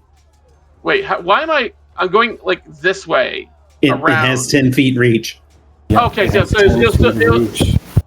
Right. So Nowhere is safe. Nowhere. Yeah. all right. So I still get. Okay, so I get that attack of opportunity on me. Yeah, so here. Now this -1 because it is still frightened. Actually, no, it's no longer frightened.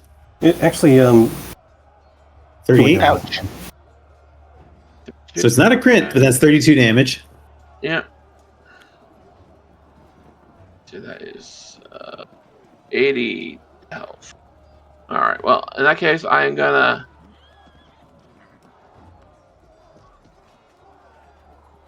Where's that button?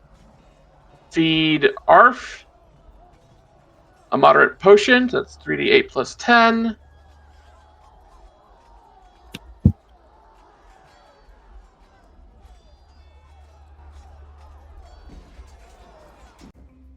He gains 24 health. So he's back up to 39. 39.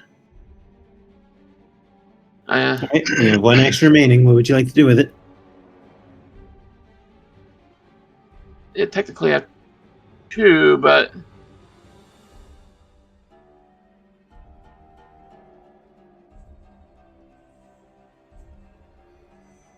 Oh, you're right. You have. Well, I have the that's option- right. You have 2 one- actions. Yeah. because I have the extra for my weapon. Mm-hmm.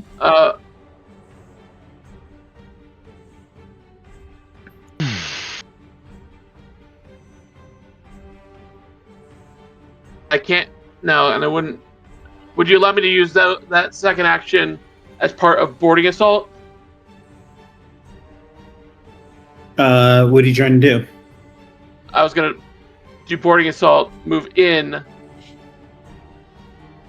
here, And attack. and attack him Okay, go for it. because I am using the one action to attack him. Yeah. All right, go for it. Okay, all right, This will be a confident finisher. I'm aiming to sever a head. Good call. Let's see if it works. No whammies. 38. Yes. All right, that'll hit. And let me see the rules for severing a head. Equal to the head's hit points, and you did 18 damage. That's going to be enough. One of its heads slices off. Actually, it's a total of because it was called a finisher. That is 29 before any that's right. bonuses. 29, so 34 damage as you slice off a head. And because you dealt fire damage, actually no, since it hadn't turned again, you'll have to reapply fire damage to keep it from regenerating. All right, and that's it for you, right? Yep. All right. So Amiri, seeing the damage that it's doing to everyone else, she is going to say, "Don't worry, everyone, I've got it." And she is going to use her Titan Wrestler abilities to basically grapple this beast. Ooh. Fun. And she gets it. So it is now Fun. grappled. So I'll do that. So it can't move. And then it's going to she's going to use her next action to intimidate. Not enough. And she's a master at this. Oh well. That was just a bad roll. I rolled a 5. 5. That was stinky. And with its last action, she's going to attempt another bastard sword strike.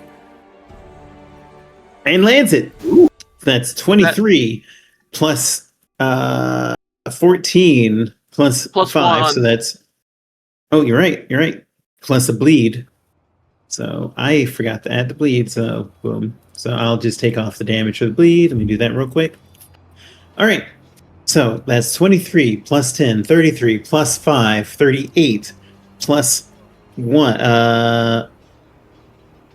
Wait, 23, 33, 38. So 38 total. All right. Plus 5. So there we go. All right. And Amiri's got it grappled. She says, "Get it now! Don't know how long I can hold it. Actually, what am I talking about? I'm Garuum's chosen. I can hold it forever." Zarni, you're Like up. that attitude.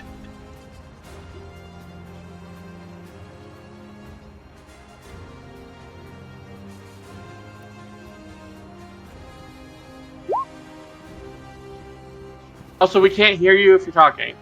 Yeah. I forgot I was muted. Sorry.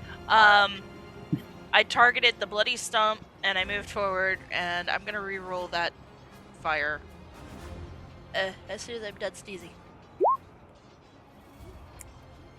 All right. Sadly, you miss the ignition. In its flash, lashing and thrashing about, you managed to miss the stump. Okay. All right, Jory, you're up. I'm going to Would you like to attempt to intimidate before you do that? Oh, sure. Another primal. Oh my! I want to re-roll never mind. that. Never mind. That's right. You attempted it last round, so it's immune to you. Oh, okay. Yeah. So Never mind. Go ahead and re-roll that attack. Then that was my bad.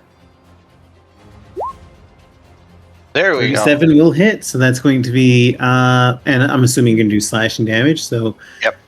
Now you 9, can't, so 8 plus 5, 9. that's 13. 9, because you remember, he hasn't added the bonus damage from the sharpening. Oh, right. So that's 8, 9 plus 5, 14. So 14 damage. All right. And what else will you do? Second hit. Oof. One more action. I'm going to tell Arf to trip it.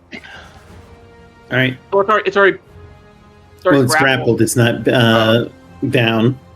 Yeah, so try to pull out its leg. All right. So make an that's, athletics. Athletics. Against reflex, that is not going to be enough. Even with it restrained? Even with its restrained. Okay. Well, Remember, it has a reflex of of 24. That's it for me. You need to beat a 30. Even with the restrained, you need to beat a 32. All right. Sojin looked over to Iskander. Burn it! Iskander, you're up. All right. And this turn, I do actually use 2 actions to give Rush 2 actions. So he can cast Fire Breath. Ooh. Good call. And I'm assuming you already factored out how to do it without hitting anybody, so good Yes. call. All right, so Or it needs to rather, make a reflex save. DC is... A Constitution modifier 27. All right, so 29. So reflex, I'm going to take a penalty. With the penalty, that'll make it a failure. So Excellent. it's going to take the full 13... Yeah, 13 damage? Yeah, 13 damage. No, for every 2 levels. Yeah. Oh, No, so... it included that, so it's rolling 5d6. Oh. I just rolled Okay. extremely low. Okay. Yeah. So that's correct. It's just rather unfortunate. All right. Well, I mean, it's still going to shut off the regeneration right before it has its turn. Yep. All right. Let's see. And what else can I do? You have 2 actions remaining. I You do try have to cut 2 off actions remaining. You could try to cut off a head. I think.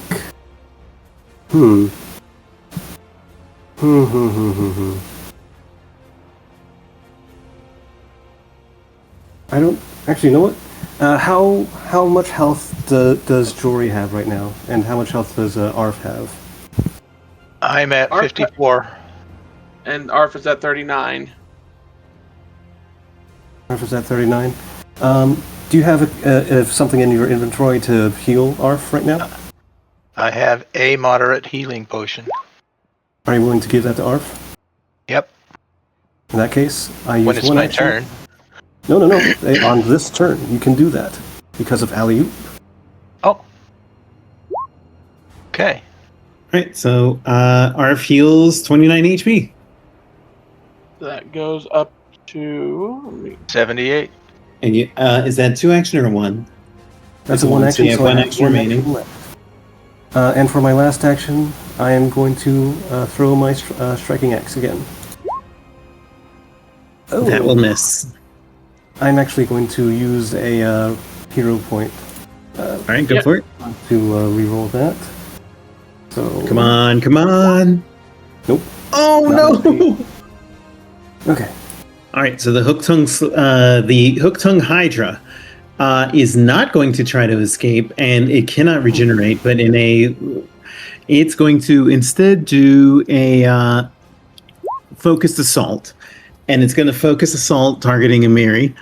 The Hydra strikes with its fangs. A 6 will strike, deals damage from its fang strikes plus an. Okay, so with plus 2. All right. So the Hydra deals damage plus an additional 6 damage for every head it has beyond the first. So that's going to be 6, 12, 18. So it's going to do an additional 18 damage if it hits. Who's attacking? And it misses thanks to the Guardian defense. So how do you describe this? Sojin basically just takes the axe and just, with the back of the axe, just bang, bonk, bam, like whapping the thing's heads as it's trying to bite Amiri. It's like whack-a-mole. whack-a-mole, basically. Going holding his hands, like Nice. thunk, thunk, thunk, thunk. And with it, in a rage of anger, at being thwarted by the small, comparatively small orc, it's going to lash out with its final head strike against you. 28, I believe, misses, right? Oh yeah, baby, it misses. All right.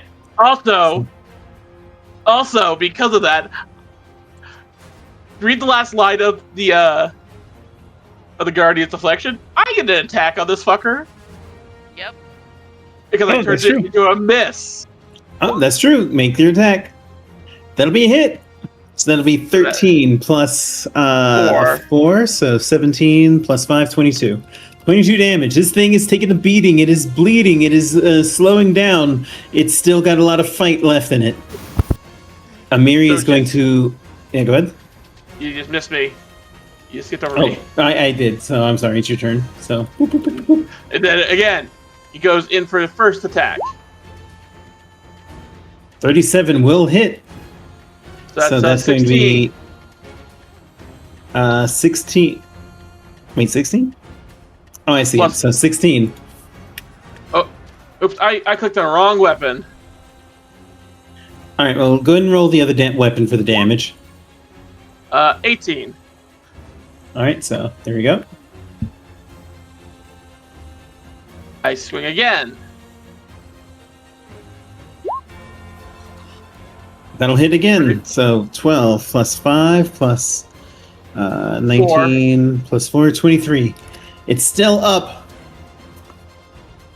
He is going to...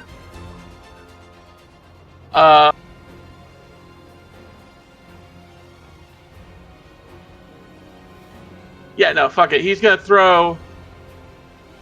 He's gonna freaking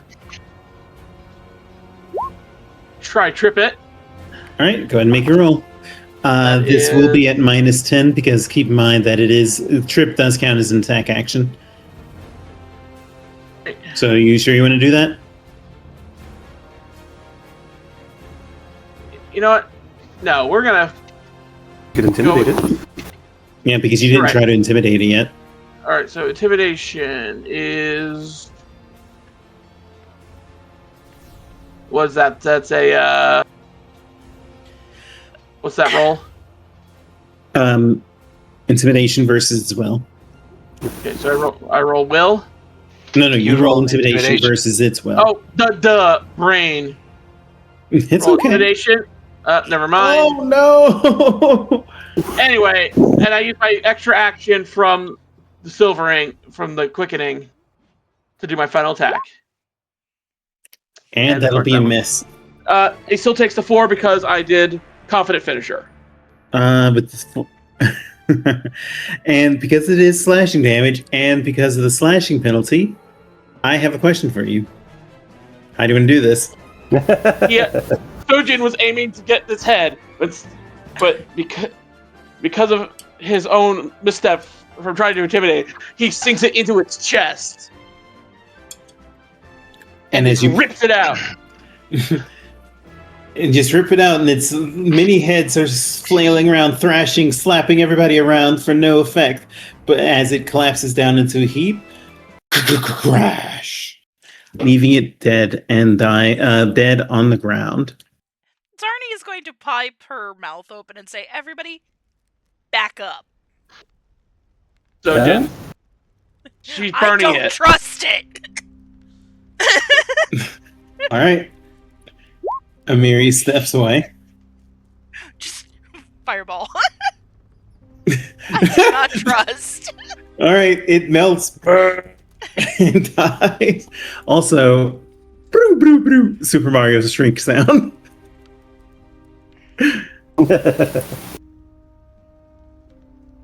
All right, and the Hydra is dead and burned from existence, leaving you free to explore and loot.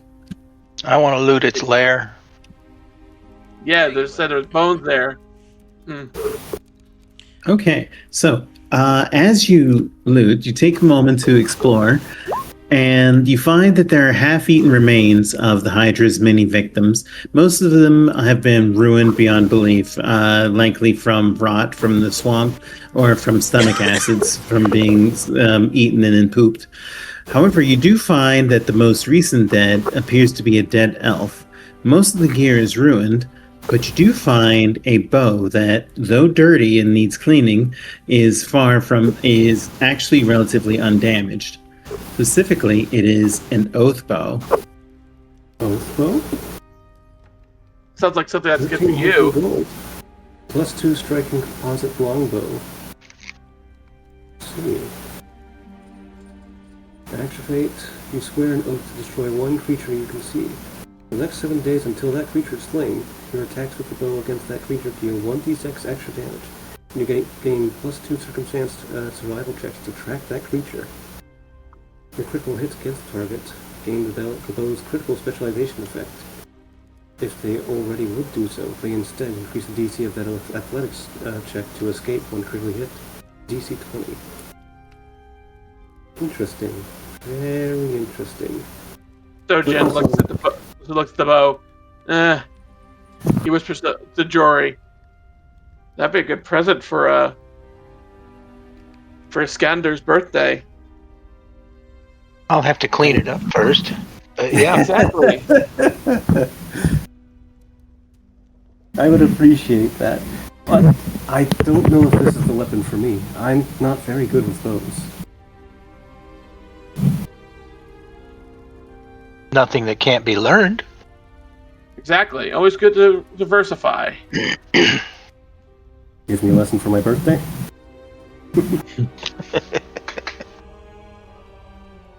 Why not? Alright. Okay, so you can add an oath bow to your sheet, and yeah. Do that. And with that, you have cleared out the Hydra, clearing out one of the Hooktongue Slough's dangerous threats. There is nothing else to explore, but I know the orcs are going to take... Actually, Zarni, did you fireball it enough so that there's nothing left?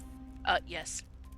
All right, so there are no trophies to take, but screw this thing. You don't want it to grow back. Well, that original severed head is sitting over there, isn't it?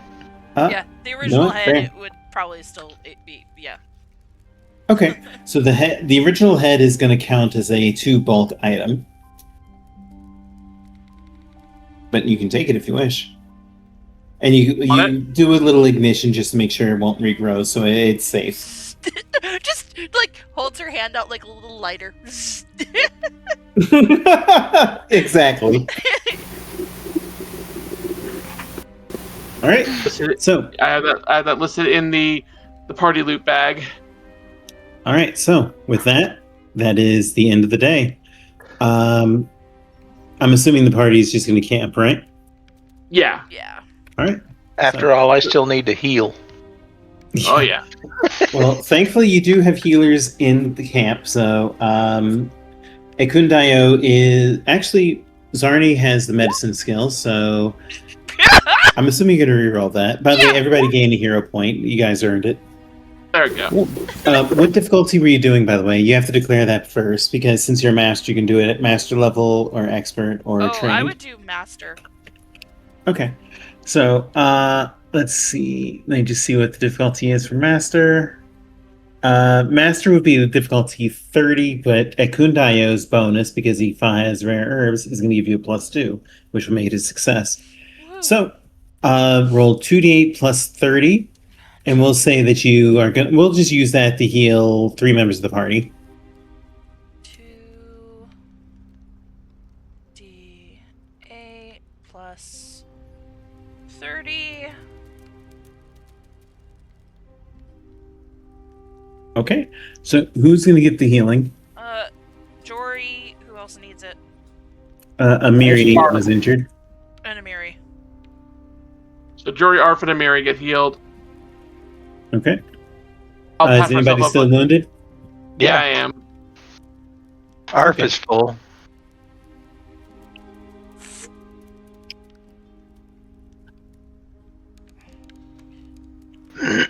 But I still have 12. I need 12 points still. Okay. Well, you natural rest will give you your Constitution modifier multiplied by your level and HP. Yeah, then I'm Constitution modifier multiplied by Your level. Level. And your Constitution modifier can't be lower than 1, obviously. Oh, that'll give me up to max then. Okay. And that should get you up to max. Yep. And that'll get Amiri up to max, so she's good. I don't think anybody else was injured. Nope. I stayed Okay. away from line of fire. Yeah, honestly, that thing would have. That thing hit like a truck, but okay. So obviously, with assurance, Zarni finds a spot to camp, so we don't need to worry about that. What's everybody else doing during camping? I'm helping her. So you Work two on are her going to armor. continue working on the armor? Yep. Okay, so that counts off another day. What about the rest of you? I'm So- watching for danger. All right, so give me a Nice. perception check, if you please. Nice. I think that's a All good right. one. Yeah, so during watch, whoever's on watch when the bad thing happens, if a bad thing happens, gets +2 perception. Not going to be enough, Iskander. Yep, that's There's fine. just some. Probably just seeing all your friends injured, maybe? Is that like, do you think that might be distracting you? I mean, that could be one of the things that was distracting her.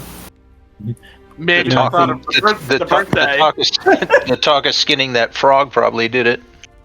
Yeah, Actually, definitely. Actually, I'm going to say that when you were trying to, that Octavia got the devil in her and she decided to blow in your ear.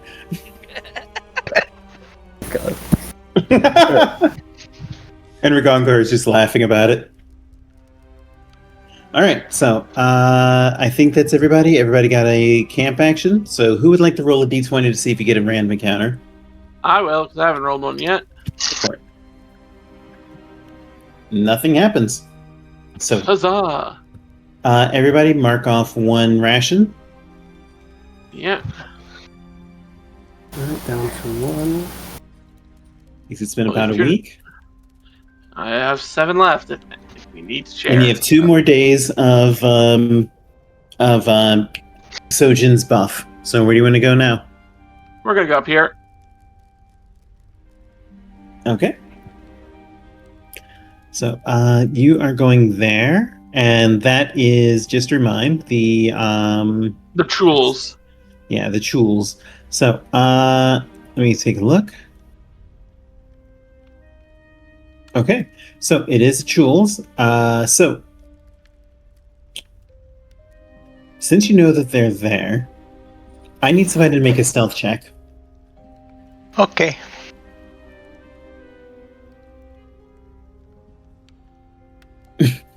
No problem whatsoever. As you creep closer to the Chul lair, you discover that the Chuls appear to be nesting, as the box striders mentioned, inside of a tree, the hollowed out remains of a fallen tree.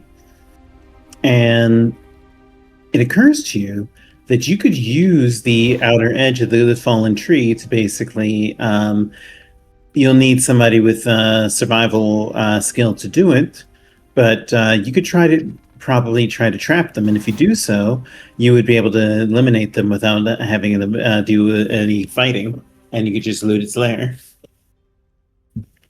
I want to re-roll that. Yeah, please. Well, would you like to ask for help before you make that roll? Oh, well, yeah, okay. Alright, so we will forget. I'm gonna help. Who's okay? Go for it. Bless you. I'm rerolling that. Okay, so that'll give you a +2 to your roll. So, Jory? Oh, come on. Please All reroll right. that. You were going to reroll Would you? that. Yeah, since okay, Plus, 23. he's got no 25 because he's got the plus 25. Okay, because of the 25, that is going to be enough. You use a trap to basically send the fallen edges of the giant hollowed out tree to smash down on the Chules, catching them under its weight. And the party is able to spend just a little moment cutting them down one by one by one. So, No problem. When you do this, you then search around, and I need somebody to make a perception check to see if we can find everything. Gander. Oh, is never mind, Gander? Zarni. Okay, Zarni, critical, that'll be enough. So, you find that the Chul had basically stored a collection of items from previous victims inside of hollowed out trees nearby, and Zarni is able to find these items. And it's the normal +1 staff, so it's just the staff with a +1 rune. This is the Boots of Bounding. And this is the Iron Medallion Talisman.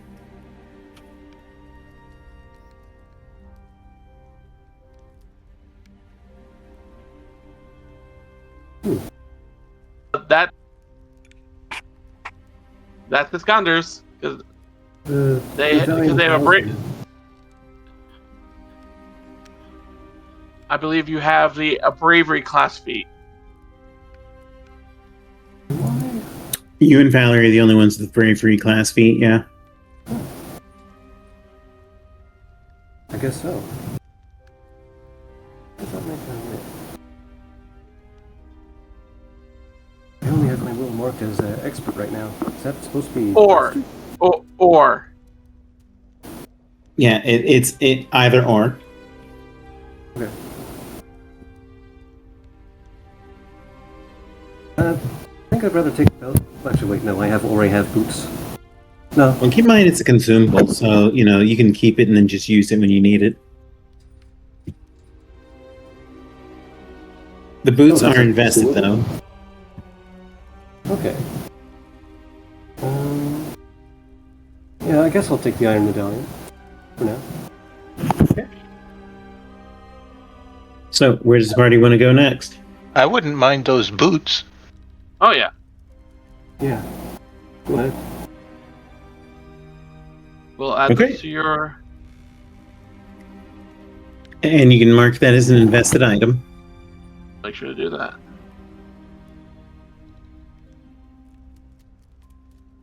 So the party has one more movement for the day.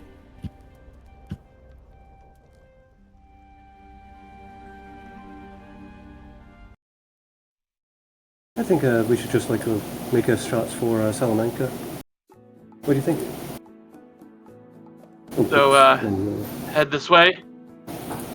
Sure. All right. And that's going to be it. So another camping scene. I'm assuming the orcs are going to continue working on the crafting, so that's 3 days total. Yep.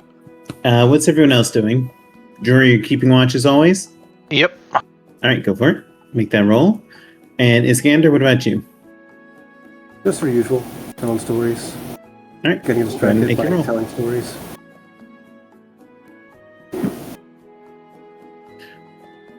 That's a You're regular okay. set of... The boots Yeah. bounding are just regular ones? Yes. Also, so that's another failure, not a critical failure. That matters. That's going to be... By the way, everybody go ahead and gain a hero point, because it's been about an hour. All right. And who would like to roll D20 to see if there's a random encounter? Sure, I haven't done a D20 in a minute. Go for it. What do we get? Let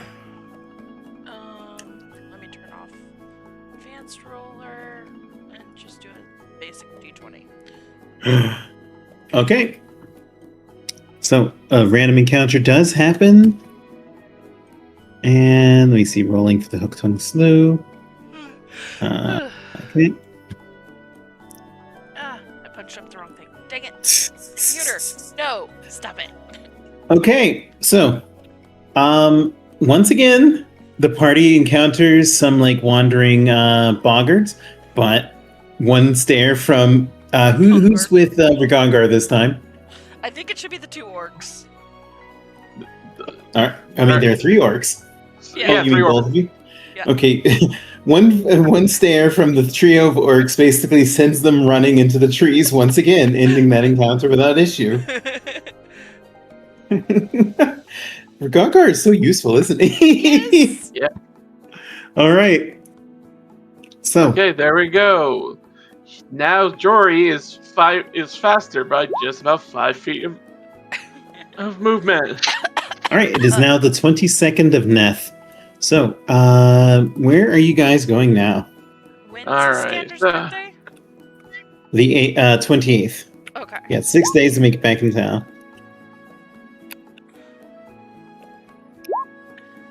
Okay. Hexes. You know what? Let's check the bones. Yeah. We're All gonna right. take the Everybody's good with that? Yeah. Yeah. Okay. So, Are we going to be running into combat? yes. Don't know. Okay. If I was asking because before we enter combat, I would like a bio break. All right. Let's take a quick break then. Take 5, everybody. All right. So guys, let's plan after this as we head to Salamanca, and then to Stag's Bane.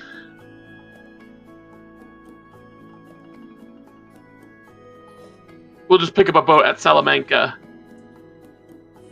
and go up the river. That makes We sense. can hire, I'm sure that we can hire someone's fishing boat or something like that. Oh yeah, like that is easy enough for me to do. It's Soju to the wind. Sojin has a friend in every port. Yep. It just takes me a few hours, and I can convince the world to give us some bread and breakfast. Anyway, I'm gonna get her to go grab myself a drink. Skitter.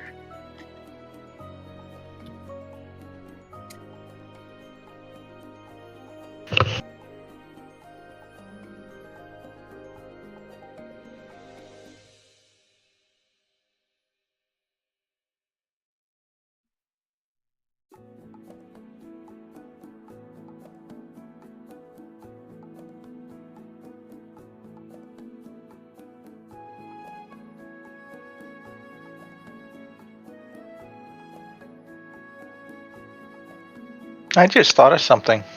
What's that? What would happen if we'd put those boots on Arf? I mean, I'm usually riding him. that is a good question. Really? I don't know how. I don't know if animals technically can invest. That's what I was wondering. I'm not sure. I'd have to look that up. I think that you'd have to craft them specifically for a dog. Yeah, so I don't think the boots work. I don't know. How about this? Like, if you spent 14 days reforging them, or resewing them, so that they worked on ARF or something like that. Well, they're kind of big, so if I cut them down and made 2 sets of 2. No. Well, one for each leg. No. One for each leg. No, absolutely not. No. I'm going to just veto. While it would be very funny, no. You don't want to see a bouncing dog on the battlefield? Oh, no, it's not that. Go ahead, it would have to be a saddle of bounding. Yeah. But think about it, though. An extra 10 feet on his distance, an extra +2 on every athletics check, 3 extra feet jumping vertical, 5 extra feet jumping lateral. I'd have a ballerina for a dog. Jeez Louise. You would have Air Bud. Okay,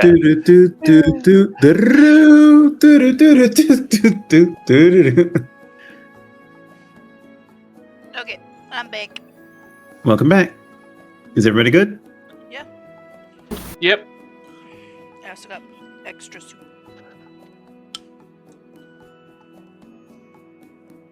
Okay. Ticky ticky bang bang. I'm back.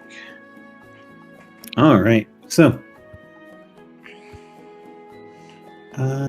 I need to play a different song for this then. Give me a second. Yes, we need to go to the boneyard. One. Yep. All right, now I need to also put you on the map. So, geez, it's gonna take a minute. Sorry. So, let me see. Token layer, streamer eyes. We need the mount. So, Arf. Raksh is obviously coming, and Jory, Iskander, Sojin, Zarni, and which NPC are you taking with you? Because you were told that there were basically foul creatures here that hide within the muck and mire of the swamp. I like This a one's Mary not for really these things. Yeah. Yeah, I think Mary. I was going to suggest Ragongar just to switch things up a little bit. You know what? Let's take a look. Ragongar with us for this one. Okay, Ragongar it is. All this orcish racket.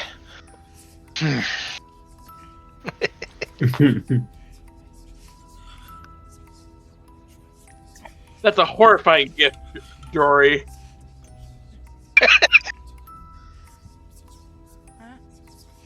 Oh God. The Amber or Astrid. That's I know. Arf wearing the bounding boots. Oh dear God. Okay, so let's put you down. All right, now I just put you on the map, so you can just put yourself down wherever you want. But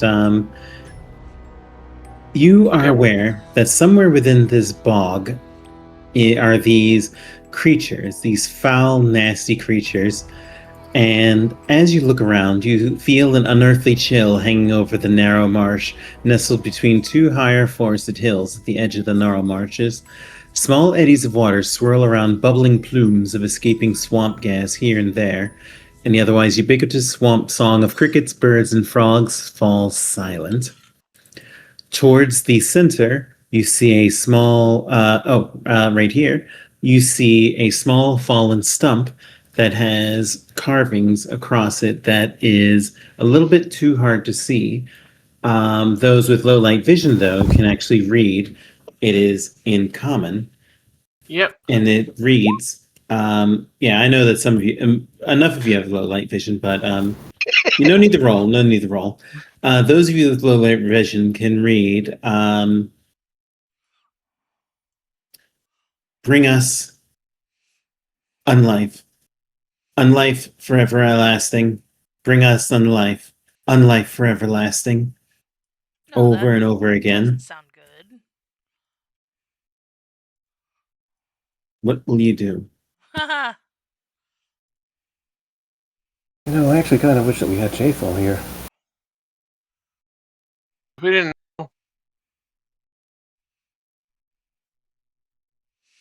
I know, we didn't bring her. That I was just commenting, like, this... That's what I'm saying. would be- We this didn't know that be we would great. be dealing with something like this. Yep.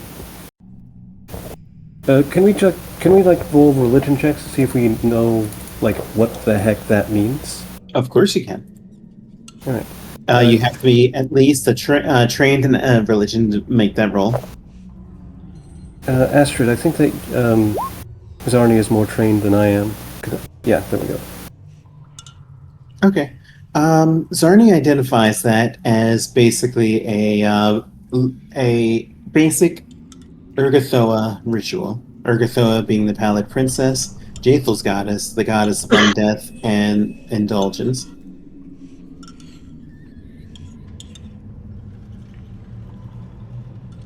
Not horrible, but in the wrong hands, annoying. I say we burn the stump.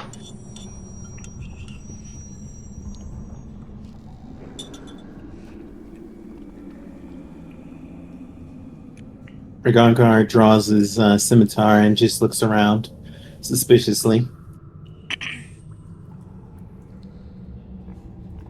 Give the order and I will burn the stump. She says, I say as I look at Iskander. What was that? Give the order and I will burn the stump. I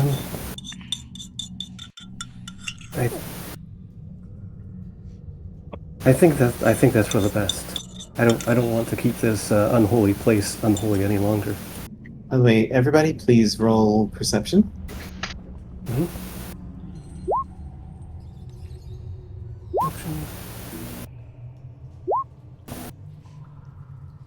Okay. The three of you notice, the three of you that rolled 30, notice small reeds of grass slowly inching their way through the bog towards you. And I will mark them in just a moment. Actually, you know what? There's no need to. Let me just mark where they are. So 1, 2, 3. Boom. My stomach. Incoming. Yep. What will you do? Instead of targeting the stump, can I target one of the reeds? You can, but we're gonna roll initiative for that then. Yeah, I was gonna say, Sojin's gonna palm holy water. All right. Well, let's see how this works. So everybody, roll initiative. They are gonna roll for stealth instead of the usual, and this +2 since they're currently in the water. So 32.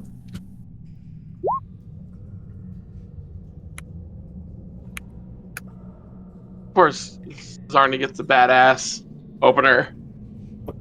All right. So everybody rolled.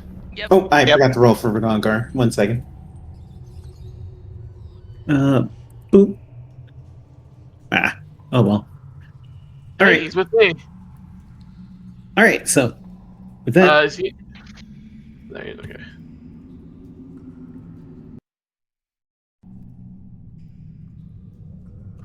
all right, Zarni, you're up first. Currently, they are in the water. So they have. Okay, so you're Timber. Good call. Oh, Okay. that's not the one I wanted. What the hell? Oh, which one did you want? I wanted So, ignition. 32. 32, that's pretty damn good. All right, so 32, even with the bonus for being submerged, that's going to be a hit. So that's going to be 19 damage. Which one? You're aiming at the one that's closest, I'm assuming, right? Yep, this one. Okay. So it deals 9 damage. Okay. Is Yeah, that because it's underwater. underwater? Yeah. Or is that because it's resilient to fire? You don't know. You don't know yet. Because you haven't actually seen the things pop out yet. I'm actually going to take a step back as my last action. Okay. Also, you got 2 Carls there. No, I don't. Matt, look at my screen. Refresh your Yeah. screen. All right, so There you go. Yep, now you're good. it's their turn. So the cultists, the bog mummies, are going to pop out on their first action. Everybody can roll religion to see if you can determine any things about them. Difficulty is 28. Nope, they're just a target. Yep. All right. So these are bog mummies, so they are resistant to fire, strongly resistant to fire, in fact. Usually they are also they also have an insidious bog rot, basically a 30 feet aura around them that can sicken those that are too close. That's something that could be cured by the Admirer's Bouquet? It could, yes. Excellent. Right, we've got at least something to combat it. Sojin says, a question, one of the questions. Well, yeah, you do get 2 questions. Okay. Weaknesses. All right, so weaknesses. Ordinarily, these things are weak to cold damage. However, you notice that they each have armor that appears to be kind of billowing with a frosty energy to them. Oh, boo. So they likely still are resistant, just not as resistant as they should be. Or weak. They are weak, just not as weak as they should be. You have one more question. What do you want to know?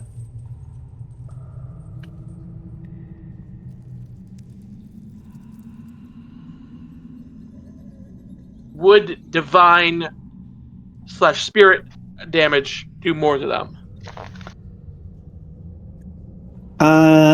Actually, that would count as weakness. So yes, they are also weak to spirit damage or divine damage. So does anyone have another question to ask? Like lowest saves, for instance? Yeah, I'm going to ask about the saves. Reflex is definitely their weakest.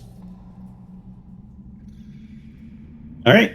So, on their turn, the bog mummy that is closest to you is going to point to Iskander and cast. Actually, let me check the range. Yep, you're within 30 feet. Is going to point at Iskander and cast Crisis of Faith. So roll DC. Will save DC 28. Boy, Will is actually my lowest stat. Oh, fine. All right, you only take half damage, so that is going to be 68 mental because you are a divine caster. And you only take 15 damage. The other ones... All right, they have to get closer to do anything. So this one is... So what's their aura again? Give me a second, I'll post it.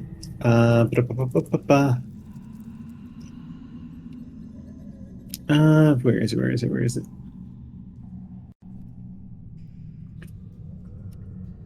Breath of the Bog.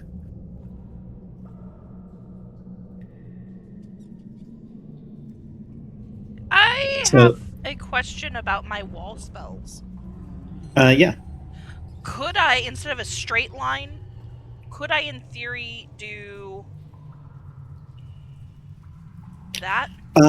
Yes. As a matter of fact, wall spells specifically say that you can make these squares contiguous. Okay. So they don't have to be in a straight line. Okay. I wanted to double check that. Mm-hmm. All right. So that's going to be it for them because the other two had the double move to get in range. All right. So, Sojin, you're up. You have to make a fortitude save versus the bog stink. I am fucking immune. You are immune. You don't care. It's just like fucking bog breath. By the way, did you roll initiative for your riding Drake again? Yes. Yes. Yep. Yes, I did. All right. If only we had someone here called Josh, then it'd be the adventures of Drake and Josh. Jeez. All right. So, 26 will actually miss. Would you like to reroll? Yes, let's reroll that. Go for it. That will be critical. So that's going to be 35. Plus another 4. So 39. You said 39 plus 10, so 49 damage to it with as the vitalizing strike. And because it's vitalizing, it gets a +1 damage to it. Plus, it is technically undead. Yes. It's enfeebled. Very nice. All right. Good show. Second shot. Misses. Ooh. It's fine. And third shot, it's a finisher. Confident. He still takes 2 damage. Okay, and that's that. All right, excellent. Yeah. And Mhm. I was gonna say, the persistent damage would not have afflicted that, but he still gets the one persistent tick. Well, I have an idea. Go for it. How do you feel about a little slip and sizzle? Ooh. Basically, Yes. you get the Sojin gets to knock this creature down. That's one that's in front of him.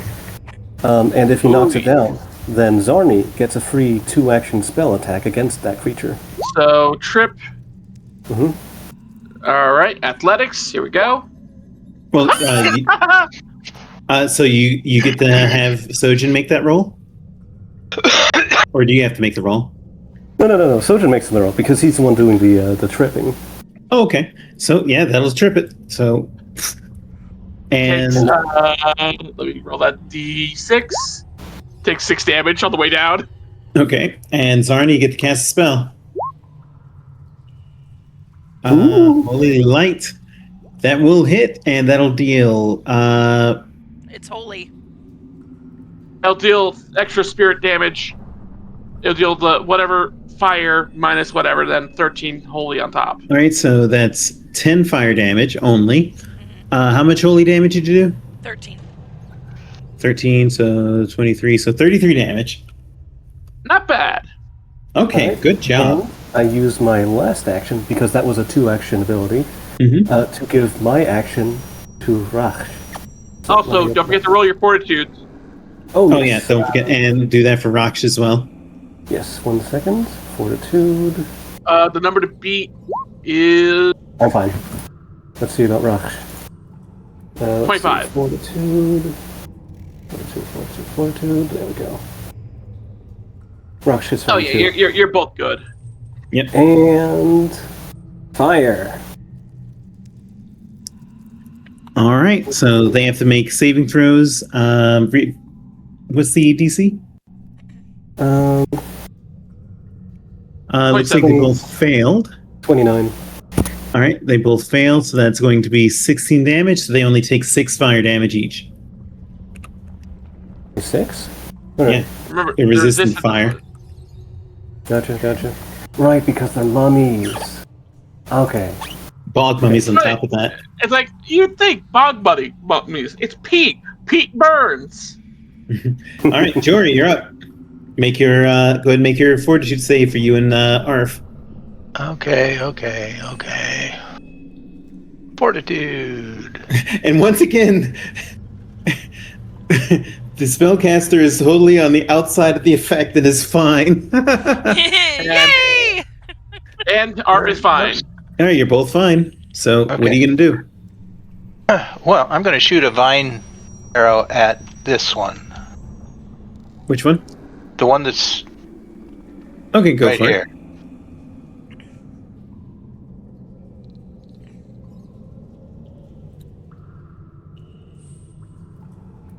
$27 will miss.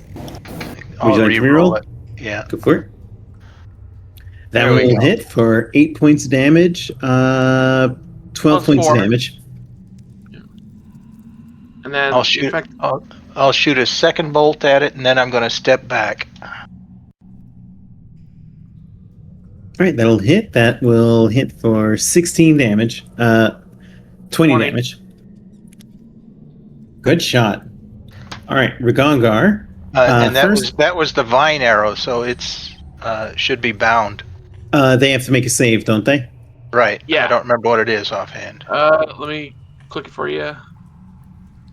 If I remember right, it's probably reflex, but There it you is. tell me. Yep. Huh. Yeah, there you go.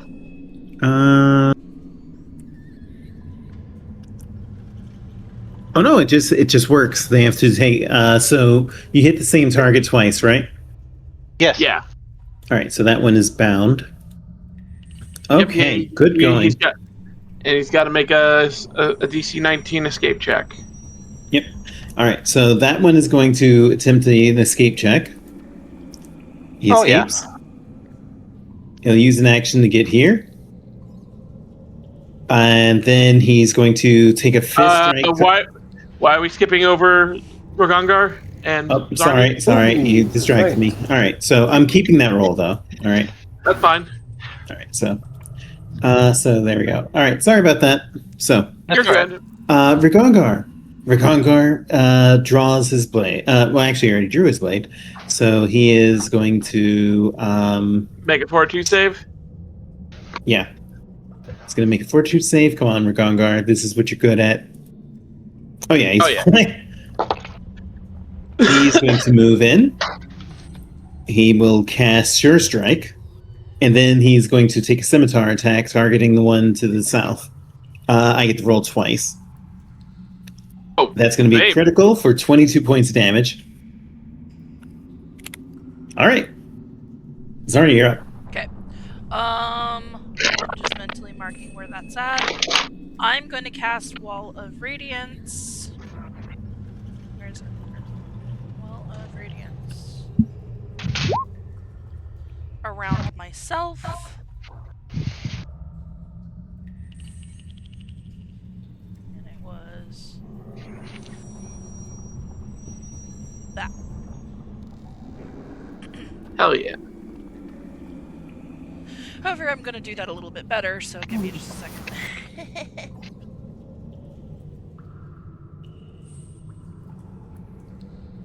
It was button it. Yep. Yep. All right, keep in mind that I think the Wall of Radiance doesn't block your line of sight. No, It doesn't? it does, but at least I don't. I'm assuming you're making it waist high. Yeah. Okay, that's fine then.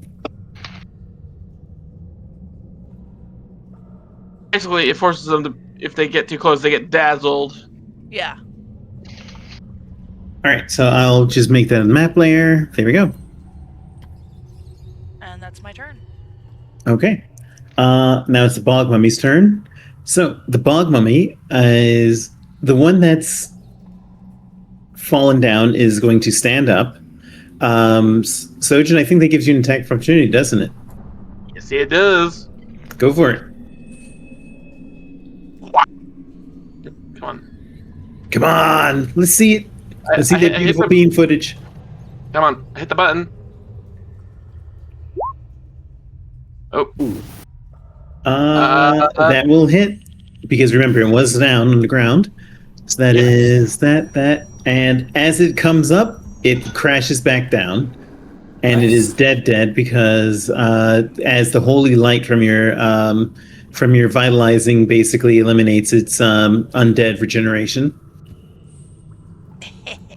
All right, the other one though. The other one is going to turn back to Iskander and is going to cast the Crisis of Faith on it, on her. Make a will save. Hey! All right, so you are only going to take half damage, so that is 68.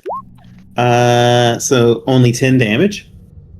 The other one is going to point at Iskander and okay. So. You know what? Yeah, let's do that. So first, it's going to escape, which it has to do, and then it's going to cast a Divine Wrath. This is going to be a 20-foot burst, which is going to hit Sojin, Ragongar, Rash, and Iskander. So each of you need to make a fortitude save. 42, 28. Re-rolling that. There we go. Okay. God, these rolls are awful. All right. Looks like everybody succeeded. Rash did not. So Rash is going to take 14. Everyone else takes 7 damage. Cool. And the last cultist, it casts a spell first, and it's going to try to punch Iskander. Which I think it's 24 misses. All right. That's Sojin, you're up. typical failure. All right. Sojin is gonna spoop.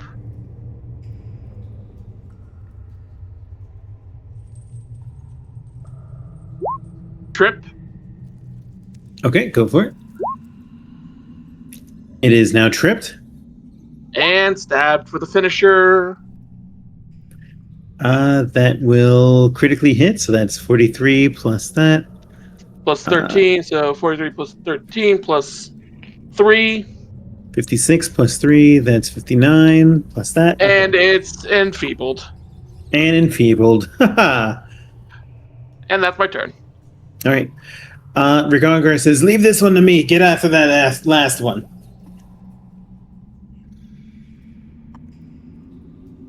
What will you do? Right. Iskander? It's Iskander's turn. Is it my... Oh, it's my turn.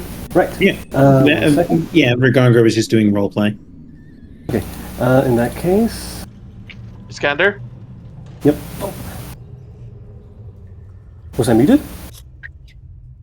Yeah, Oh, I heard her. Yeah, I did too. weird. I didn't. anyways, I am just going to... I'm not going to do anything fancy. I'm just going to feint really quickly. Then I will do... let's see. I'm going to strike with my Thundering Lance with one hand. Does that hit? I think... Is that crit? That will crit for. That will be 34 damage. Alright. And then I will do... I guess I'll do... Actually, you know what? I'm going to try something out. What's it called? No, wait. I need 2 actions to do that. I'll just do a Intimidate on the one that's right in front of me. The one that's knocked down and enfeebled. Yeah. Okay. That will fail, actually. Alright. And Rock's just 1 action, so we'll use that to strike with the jaws. And that will take it down as it burns and falls down to the bog. And Simmergongar sucks his teeth. Sergeant looks to him. Hey, I didn't do it. The Drake bit it. Yeah, but I'm a melee. I'm gonna have to run over that one. Anyway, Jory, you're up. I'm gonna give 2 actions to Arf, so I can get up to there on Arf Mm-hmm. and take a big swing. Go for it. So you're switching your weapon to your sword Yep. and make your swing. There it is. 34. 34 will hit. So that's going to be 16 plus that, plus that. Okay. So that is that. Excellent job as you just slice into it and the vitalizing damage begins to make it just burn and collapse. So that's a D6 of vitalizing. Mm-hmm. That's And 3. now, Rigongar sighs and says, "You're making me have to walk to it."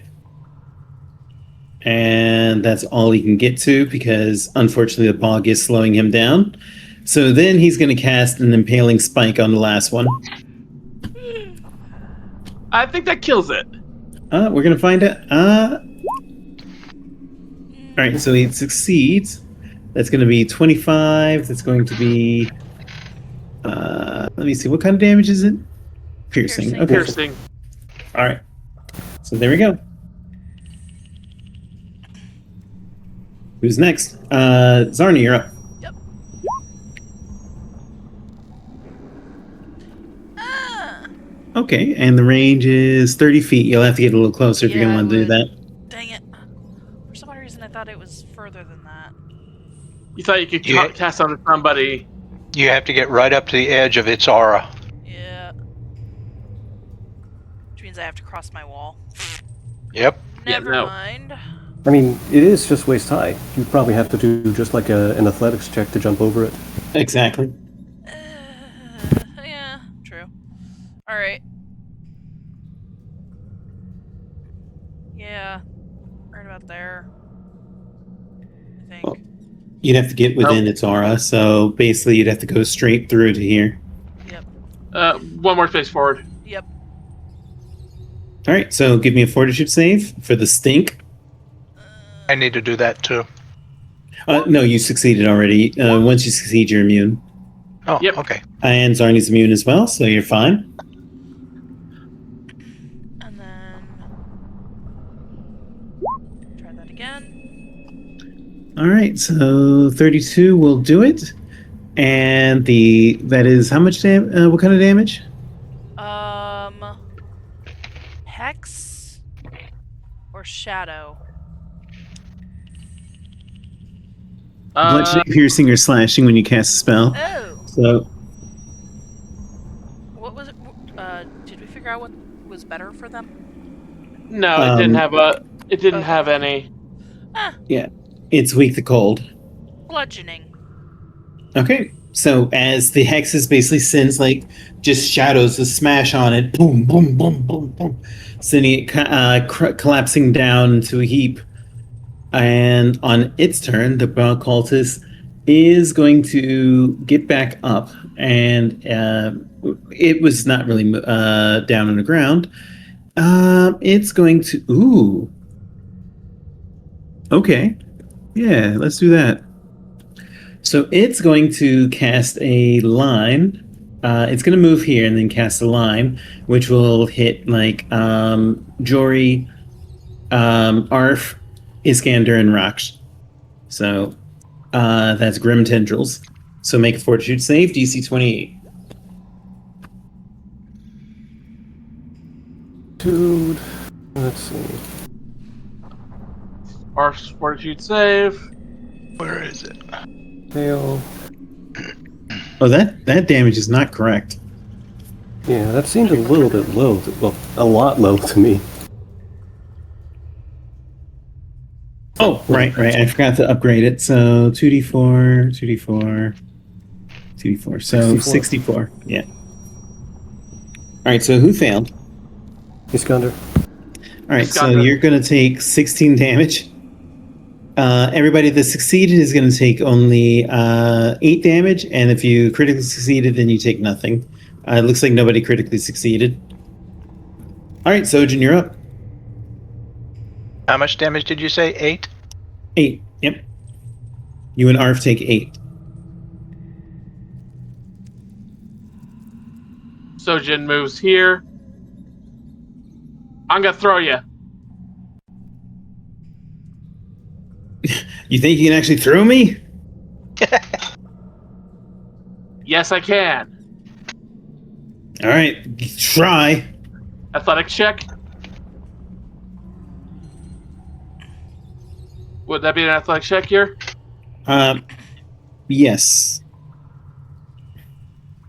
All right, so you basically shove him 5 feet forward. He's a hardy boy, so it's a little bit harder to push him.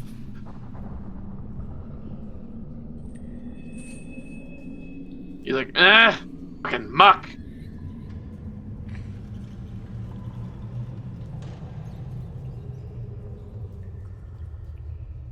Is there anything else you're doing, or is that it? One more action. Iskander, Okay, you're we're going to good. be up next. We're fucking good. Just demoralize it. All right, go for it. Intimidation. He goes that thing. Stay down and let the other kill you. All right, that will fail to intimidate it. You were warned that reflexes were its weak point. That's true. Iskander, you're up. Alright. I am going But to yes, give an action. I'm going to give an action to Raksh to move over here. Iskander is going to, and I'm sorry. That's 2 actions for Raksh. So the second one's going to be an attack, a jaws attack. Oh man! Hits anything. Sometimes they just don't want you to succeed. All right. Thundering Lance, and I have dropped my shield. So That will hit, and that will kill it. very nice. Is it actually dead this time, or? Well, it is down just like this one is down, but it hasn't burned away like this one has. Actually, I actually don't have anything that can set fire to it, so someone else is Actually, gonna have to. it's not fire. It's vitalizing damage. It has to burn them. Since the party has plenty of that, we're not going to bother. But basically, like, if you didn't, they would come back up in a week. Stay down. Yes. So Sojin just absentmindedly just stabs his sword into the body next to him. Yeah, and Ragongar. I already hit it with a vitalizing sword, so. Well, yeah, but you have to finish it with or burn its body once it's down. Basically, Yeah. until anybody burns this one, the shadows just keep punching it. You know what? I'm good with that. And then finally, it's burned out, and Ragongar stows his weapon and says, That was not a great showing. I couldn't get in reach of it. It's okay. Hey, man, that one hit you got in, we strode up right next to me and smacked the guy? That was amazing. Sojin, you and I are both orcs. Is that what you want to tell a warrior complaining about his performance? You know what? Let me show you something. Save that for someone else. Sojin picks up the bone, one of the remaining bones of the thing, and just cracked him across the face with it as it disappears. Wait, who'd you crack across the face with it? Ragongar with the disappearing bone. There we go. That's much better. That's how you do it. Now stop whining and help start looking for loot. All right, fine. And with that, and Ragongar punches it back. It's like they're chuckling like brothers. oh, for sure, absolutely sure. I would like somebody to make a perception check, DC 30, to figure out what happened here. If you get a critical, you might discover more details. Nope. Zarni sees nothing. No, Not Jory sees. Jory's looking for loot. He's not paying attention to the details. Come on, Iskander, roll a 20. Oh, am I doing a perception check? Yeah. Yep. Ragongar didn't get it. Oh wait, that's I'm all actually going to voluntarily take like a -2 to this because she doesn't want to touch the gross bodies. Fair enough. And her roll reflects. Oh my god! All right. So what you discover that these the markings on the log, since you didn't get the chance to burn it, appear to have been made decades ago. And there are small signs of a small map that you can barely assume is the Stolen Lands, and it details a path leading from this region of Patax up to this area. Beyond that, though, you can't really tell much more. However, you do find that each of the occultists, the bog mummies, had a set of leather armor that is +1 cold resistant. Interesting. I will, Sojin gingerly takes this up and just looks at them.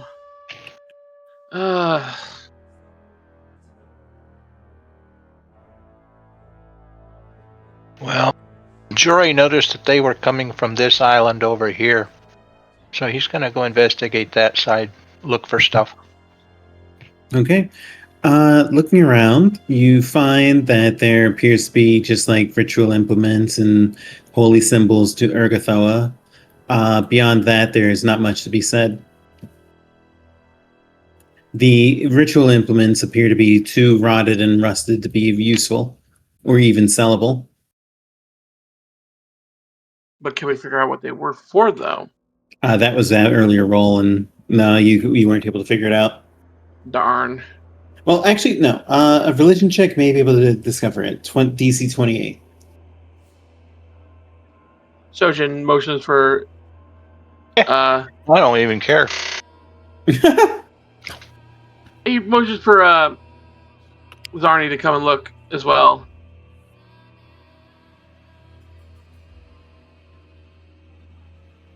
No. Looks like no. Zarni? What? Religion. Did you want to roll religion to see if you can figure out it? Okay. Not enough. All right, everybody gain a hero point. Yay! Yay. And with that, go. By the way, if you want to know, the cold-resistant leather armor are all worth 500 gold pieces. I'll mark that down in the party. Assuming that you keep them as is, if you want to sell them. Yep, we're gonna. All right. So with that, the party has made it back out to the map. You have 2 movements left, and the forest buff still works, so you can go through. Thank you, Jory. So we can get to Salamanca if we push it. Yep. You want to just do that? Yeah. Yep. Nice. All right, so 2 days are going to pass. It is now Neth 24th. And you charter a ship that will take you there. But on the way there, when you went to Salamanca, you overhear details of something that you didn't expect. Apparently, there are travelers that were coming through here. The travelers appear to be runaways from. They explained that they ran away from Drelev and that they were looking for a home, and they encountered the lizard folk of Salamanca, who took them in here to find safety. And they mentioned that they wanted to head up north, but they were frightened because they saw barbarian tribesmen. North of us or north of? Well, north region, basically around up in this area. Good idea to check through that area then. Akundaya points out barbarian tribesmen. You think that Amiri's going to want to know about that one. And Amiri is just like... Amiri overheard this and she says, look, listen, whatever happens, I know we got to get back home, but we got to check that out. That's our next plan. We're basically going to hit home. I know that you're... Few things. Do a few things and then head I'm that just way. going to paste a rumor that we had earlier. I presume that this is related. Possibly. It'll probably be related. We'll see. Okay, so...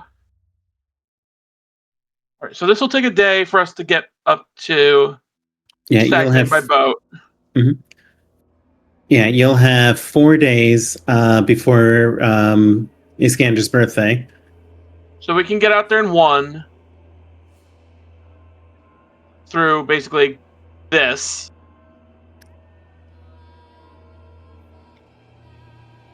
Okay, but before we leave Salamanca, let's talk with the... were the people still there? Yeah. Alright, I guess we'll talk with them first before we do anything else. Right, so what would you like to do? Well, let's ask them about where they saw the barbarians. They explained that they were one of the leaders of these villagers explains that they were heading up, moving towards some place called the Grove of the Gods that they heard about from a passing by merchant. But on the way, they saw a group of barbarians, and they described their furs and their skin tones and basically their manner of dress. And Amiri immediately grabs up Iskander's shoulder and says, "They're my people. They're the bear tribe. What are they doing down here in the stolen lands?" Where were they? You That's said they were heading towards Stagsbane, you said? Or were they heading towards Jojo put it on the map? Where they were heading towards here, Tatzlford. They shake their head. No, they were. I think they were headed north, but there were many of them, and they seemed to be rushing in to move. So we decided to just go into the woods and find another way around. Yeah. Well, that seems urgent. If they're in a rush, I think that we should be too. All right. We can always hold my birthday celebrations another day. The day We'll after. celebrate we'll celebrate the day after when we get back. Mhm. But for now, let us thank you. We very much appreciate the warning. It's nothing. It's absolutely my pleasure. There are more of us trying to escape Drelev and Pitax. We were just the ones that managed to get out first, I think.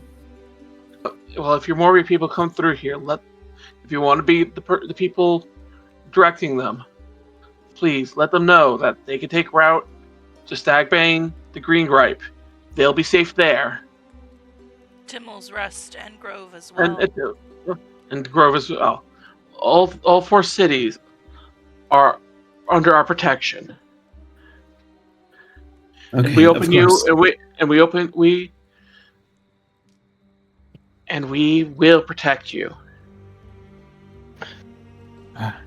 And thank you. I'm happy to hear that.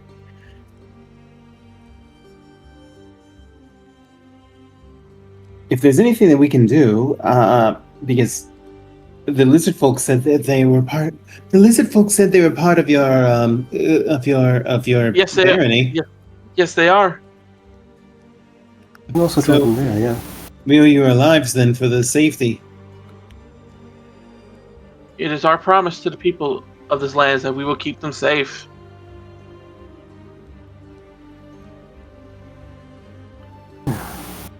Indeed. But we're pretty settled here, so we're going to stick around. Yes, please be a voice to your people. Let them know where they can go. If they make it here, They do. they would have gone through the south part of the slough, though. I can tell you that much. We have cleared there the Sesh, the bog walkers. If they are kind to the bog walkers will be kind to them. All right. Well, If I may, then yes. what are you running from? Things have just gotten things have gotten bad in Batax. We heard that there was a kinder and gentler nation to the east, but so we tried to flee because the king of Batax is a tyrant, and a couple of us came from Drelev, and apparently the king there's a tyrant, or the baron, whatever his title is.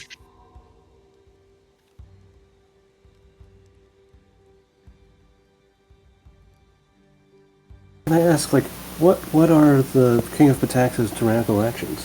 What would drive you to, want to flee? I'd rather not say that the king. You don't have to say anything then. You That, can leave it at that. If I might, you might want to visit the capital, Stagsbane itself. There's a woman there, a halfling guard called Lindsay, who herself fled attacks when she was young. You might be able to share stories with her. Lindsay? Lindsay's alive? One of them pipes in. Really? You say it true? Lindsay's alive? And quite happy. And running the paper. You have a paper. She always said she wanted to run a paper. Said she wanted to bring education to the lands. But the king But of she only Batax, wanted to bring is a gossip to tyrant the about- land. Yeah, but the king is corrupting the bard school, and apparently he's been terrorizing Ganymede. Have you heard of her? You have. She is the bard that you saw at the hunting lodge months ago. We've met her. She nearly lost her life to a rather chatty warg, but she ran, lost her men. Well, that's comforting because she was never happy. Did she ever tell you about her grandparents? No, she was rather uptight about things. She was always a smiling child, even if when she visited her grandparents, she came back with a few bruises. That's all I've seen.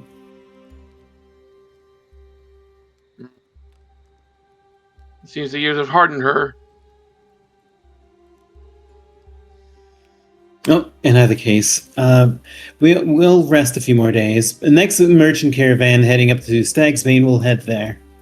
If you do find any of our people escaping from the west, then please protect them.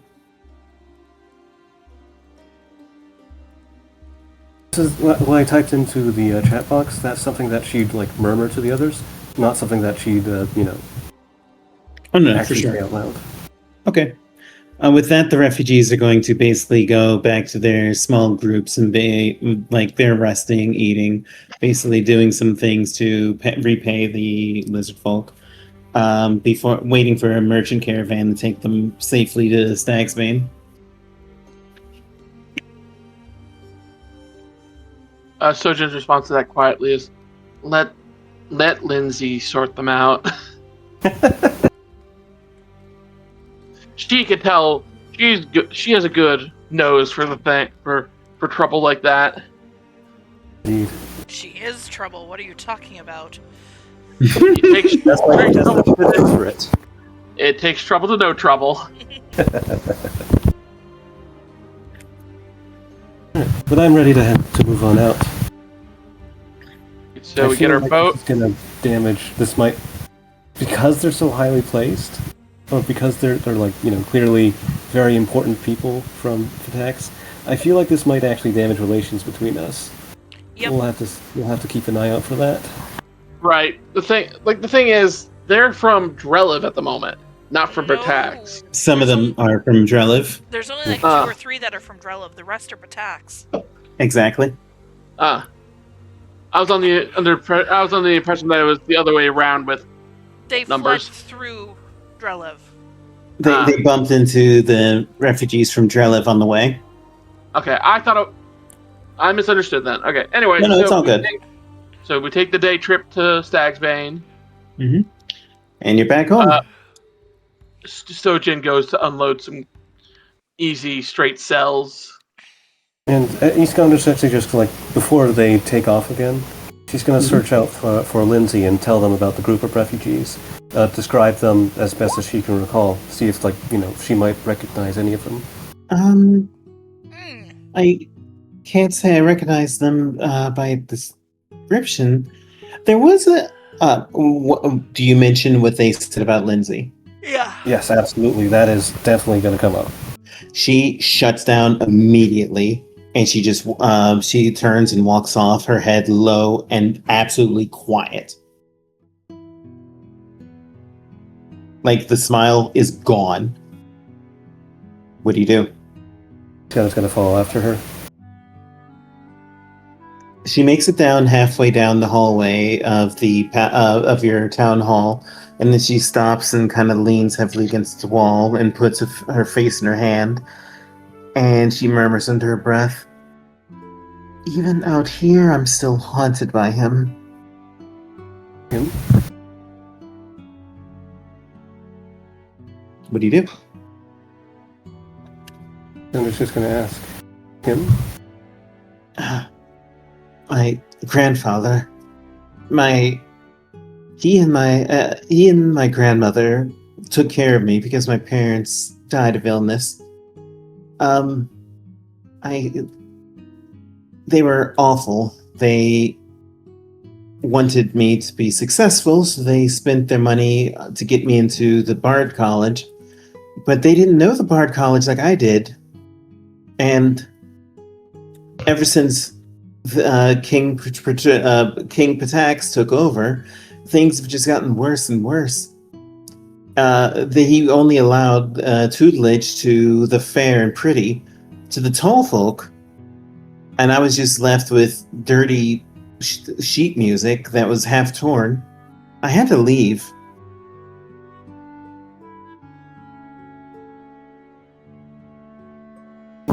And because I was so unsuccessful, because I couldn't improve, my grandfather slowly took away my supplies, broke my violin, and refused me any food, said I had to earn my own way. So sorry to hear that. But if I might, Lindsay? Yeah? You came up north because you wanted to escape all that. And you did. And you've created a better life for yourself. And you've helped create a better life for hundreds and possibly even thousands of others. People smile whenever they see you around. Certainly know I do. Even Jory? He's Aww. probably I didn't think he likes me. I think he's really reluctant about it, and I think he likes you too. Jory. But he'll never admit it. Never. I don't dislike you. I just prefer peace and quiet. Oh, okay. You talk a lot. Oh, We like you. so you weren't being rude. So I thought you were telling me that you hated me when you told me to zip it. No, I just...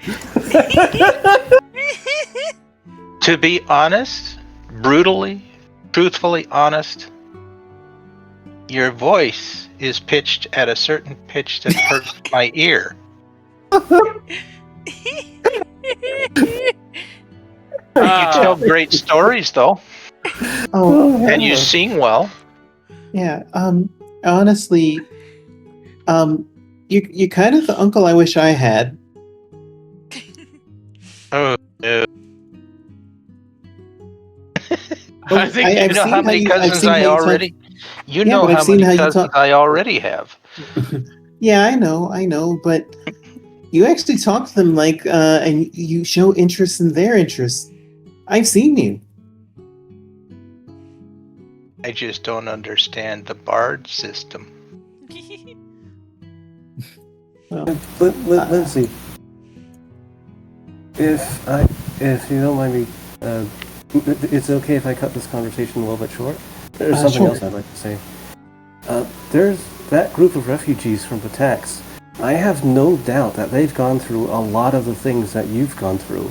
Maybe not exactly the same things. Why is it that when I mentioned that they'd be coming up here, that you said that your grandfather was haunting you? Remember, I specifically asked if you mentioned everything the refugees said, including about the grandfather. Oh. Oh, okay. This is We thought the grandfather was in regards to Alamate. No, Okay. no. Let me rephrase, because if you we'll keep the scene going because we kind of have role play, but just to make sure we're on the same page. The merchant said that basically they saw Lindsay going home to report to her grandfather about what was going on at the Bard College, and she always left with fresh bruises. Oh. gotcha. Okay, so that's what these people knew about her. Yeah. Okay. They just mentioned that Anime basically was also being held back because of what the king was doing with the Bard College. So what is the king doing with the Bard College? They aren't bards, so they don't know. They just know rumors, basically like playing favorites, Only trying beautiful. to, only giving credit to the beautiful, basically being a pig. And also probably you love the king kind of songs are the only ones that are allowed. All that. Exactly. Also restricting creativity. And by the way, obviously, because nothing. The king didn't do anything that would breach anyone's safety comfort levels. I'm just letting you all, just putting that on the table right now. Basically, he's just an awful pig, but he didn't do anything. I'm just making sure that's on the table. This is just general cruelty, is what you're saying. Yeah, exactly. Basically, if you don't do what I say, then I'm going to take away every opportunity you have, that sort of thing. I'm going to rephrase what I told Lindsay then. Instead of, when they talked about her grandpa, I was going to say, these people have gone through things that you've been through, a lot of them. You are the best person who would be able to understand them and help them integrate into our society. If you're willing, of course. If not, we will, have other people help them out. Mm-hmm. Well, just a quick sidestep there. That's what Sojin is currently selling. Oh. all right, and remember, armor and weapons, you get half value. You did factor that in, right? Yeah. Yeah, I need to factor that in. Yeah. So while you're factoring that in, just to continue the scene, Lindsay looks up and says, I know. I know I've done so much, and I plan to continue doing more. Even with that little mess up with the embezzlement, which I won't do again. It was for a good cause, but I won't do it again. I promise. I'll let you know if I'm going to embezzle something. I mean, use something. You know what I mean. You know what I mean. You said it's just gonna flick her ear. Miri, why don't you go talk to my cousin over at the bakery? Yeah, I think I'll do. She can teach you financial stability. Okay. Okay, I'll do that then. And I'll make sure that there's a big welcome wagon ready to go once the refugees get here. Also, please someone remind her that Iskander's birthday is coming up. So I she's don't not in think the she needs same. reminding. Well, actually, she just trust me. She does not need reminding. She says, "By the way, I actually you just reminded me. I actually have the dinner course and the entertainment planned for your birthday party. I just wanted you to check it out and just sign off on it. You're going to be here, right? I will be here in spirit for certain. I can promise you that much. There is a pressing matter regarding a Miri that I have to deal with that might be a little bit far away. So I might not be here physically, but know that I very much appreciate everything that you've done for me and that you are doing for me. How do you have a birthday without the birthday girl? We might be a little late. A little bit. I guess I can reorganize my funds just to keep them a retainer for a few until you get back. How much would How that much cost? does it cost? I will. No. I'm not answering that. No. I don't care In if that it's ruler. case- No. In that case, I am donating 3 platinum coins to the fund. Okay, fine. It was 30 gold. 30 gold a week. All right. In that case, it's covered. And thank you. So I don't know if anybody saw my comment. Or mine. Zarn, I'm going to suggest that any of our big, less Somebody. our big hauls, like the one we just did, half of that goes to a refugee fund, because I have a feeling we're going to be getting a lot of refugee incoming. You know what? Sounds good to me. Yep, Gary's saying here. I'm still doing the math. Yeah. How come Zarni has money laundering and Jory doesn't? Because I mean- keep getting loot, and I don't know what to do with it. I was wondering that too, to be honest. Oh my god. But yeah. With that, Lindsay says, "Okay, I'll arrange that they just stay on retainer, and when you get back, we'll have the birthday party, okay?" Something else, Miri? Lindsay. Lindsay? Yeah, what's up? Lindsay's... I don't like stories about me. Okay, so... Tell stories about anyone else you like. I just don't like them about me. That's all. Even for my book? She makes a pouty face. Rename him.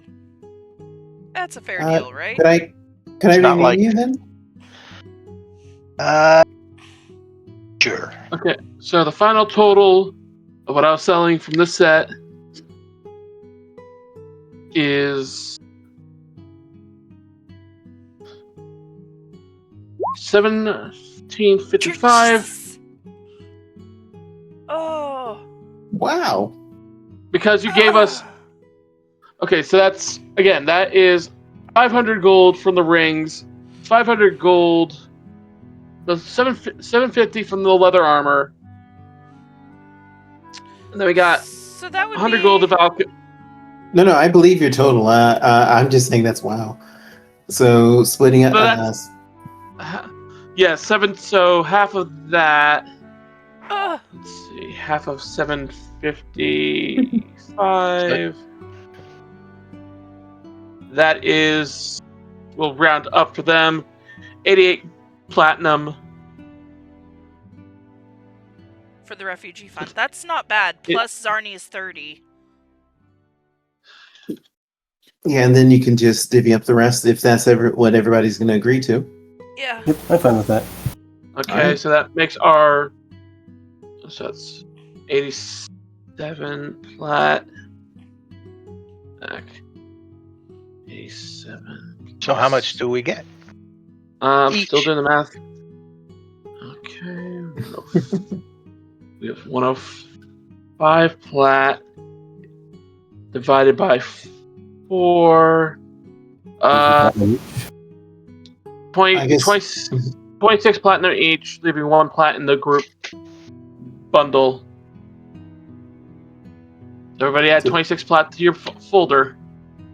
So how many Okay. gold per platinum? 10 10. gold per platinum. 290 gold, effectively. Okay. Oh, and Fee, after what I Yes. sent to you in Discord, how much more do I need to throw towards that fund? Actually, I've been keeping track, and you've actually paid. Let me look at it one more time. Nope, you've paid it down. You're good to Okay. go. Okay. So I don't need to add more to it. Okay. Yep, and So in that case, after that, yeah, gonna- and I just sent you a DM. okay. Ah.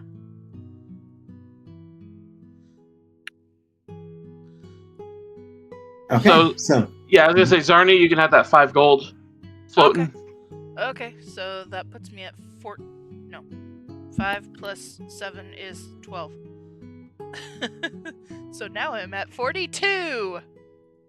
by the way, in case you were wondering,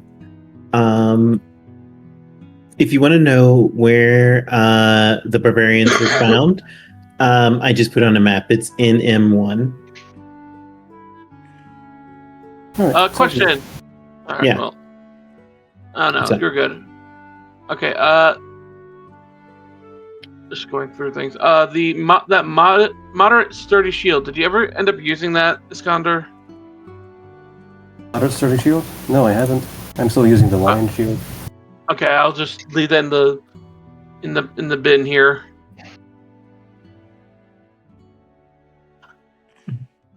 Alright. And with that, we are currently up to date on selling things. Okay, awesome. So with that said, I know we're getting close to the end of the session, but we can do. Do we want to get initial role play on your way to Amiri's quest, or do we want to just stop it here? If you don't mind, I'd like to stop it here. I actually kind of have to go to the back. Oh, okay. All right. So then, let me give you XP real quick. I'll just add that up. 250 XP. Well done. 250. And it was GB1 that we're heading towards. You said, or NM1. NM1. NM1. All right. Okay, so it was 250. So that's Yeah. 350. No. 563 is what? Yeah. 563. Thank you. 563. Yes. Yep. We were at 313 to start with. Oh wow. Okay. Cool.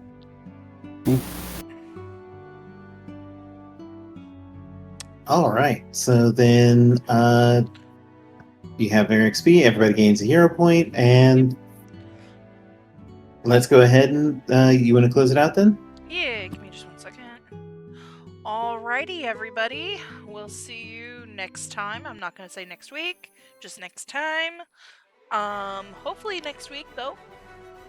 So, everybody take care, get enough water, take your meds.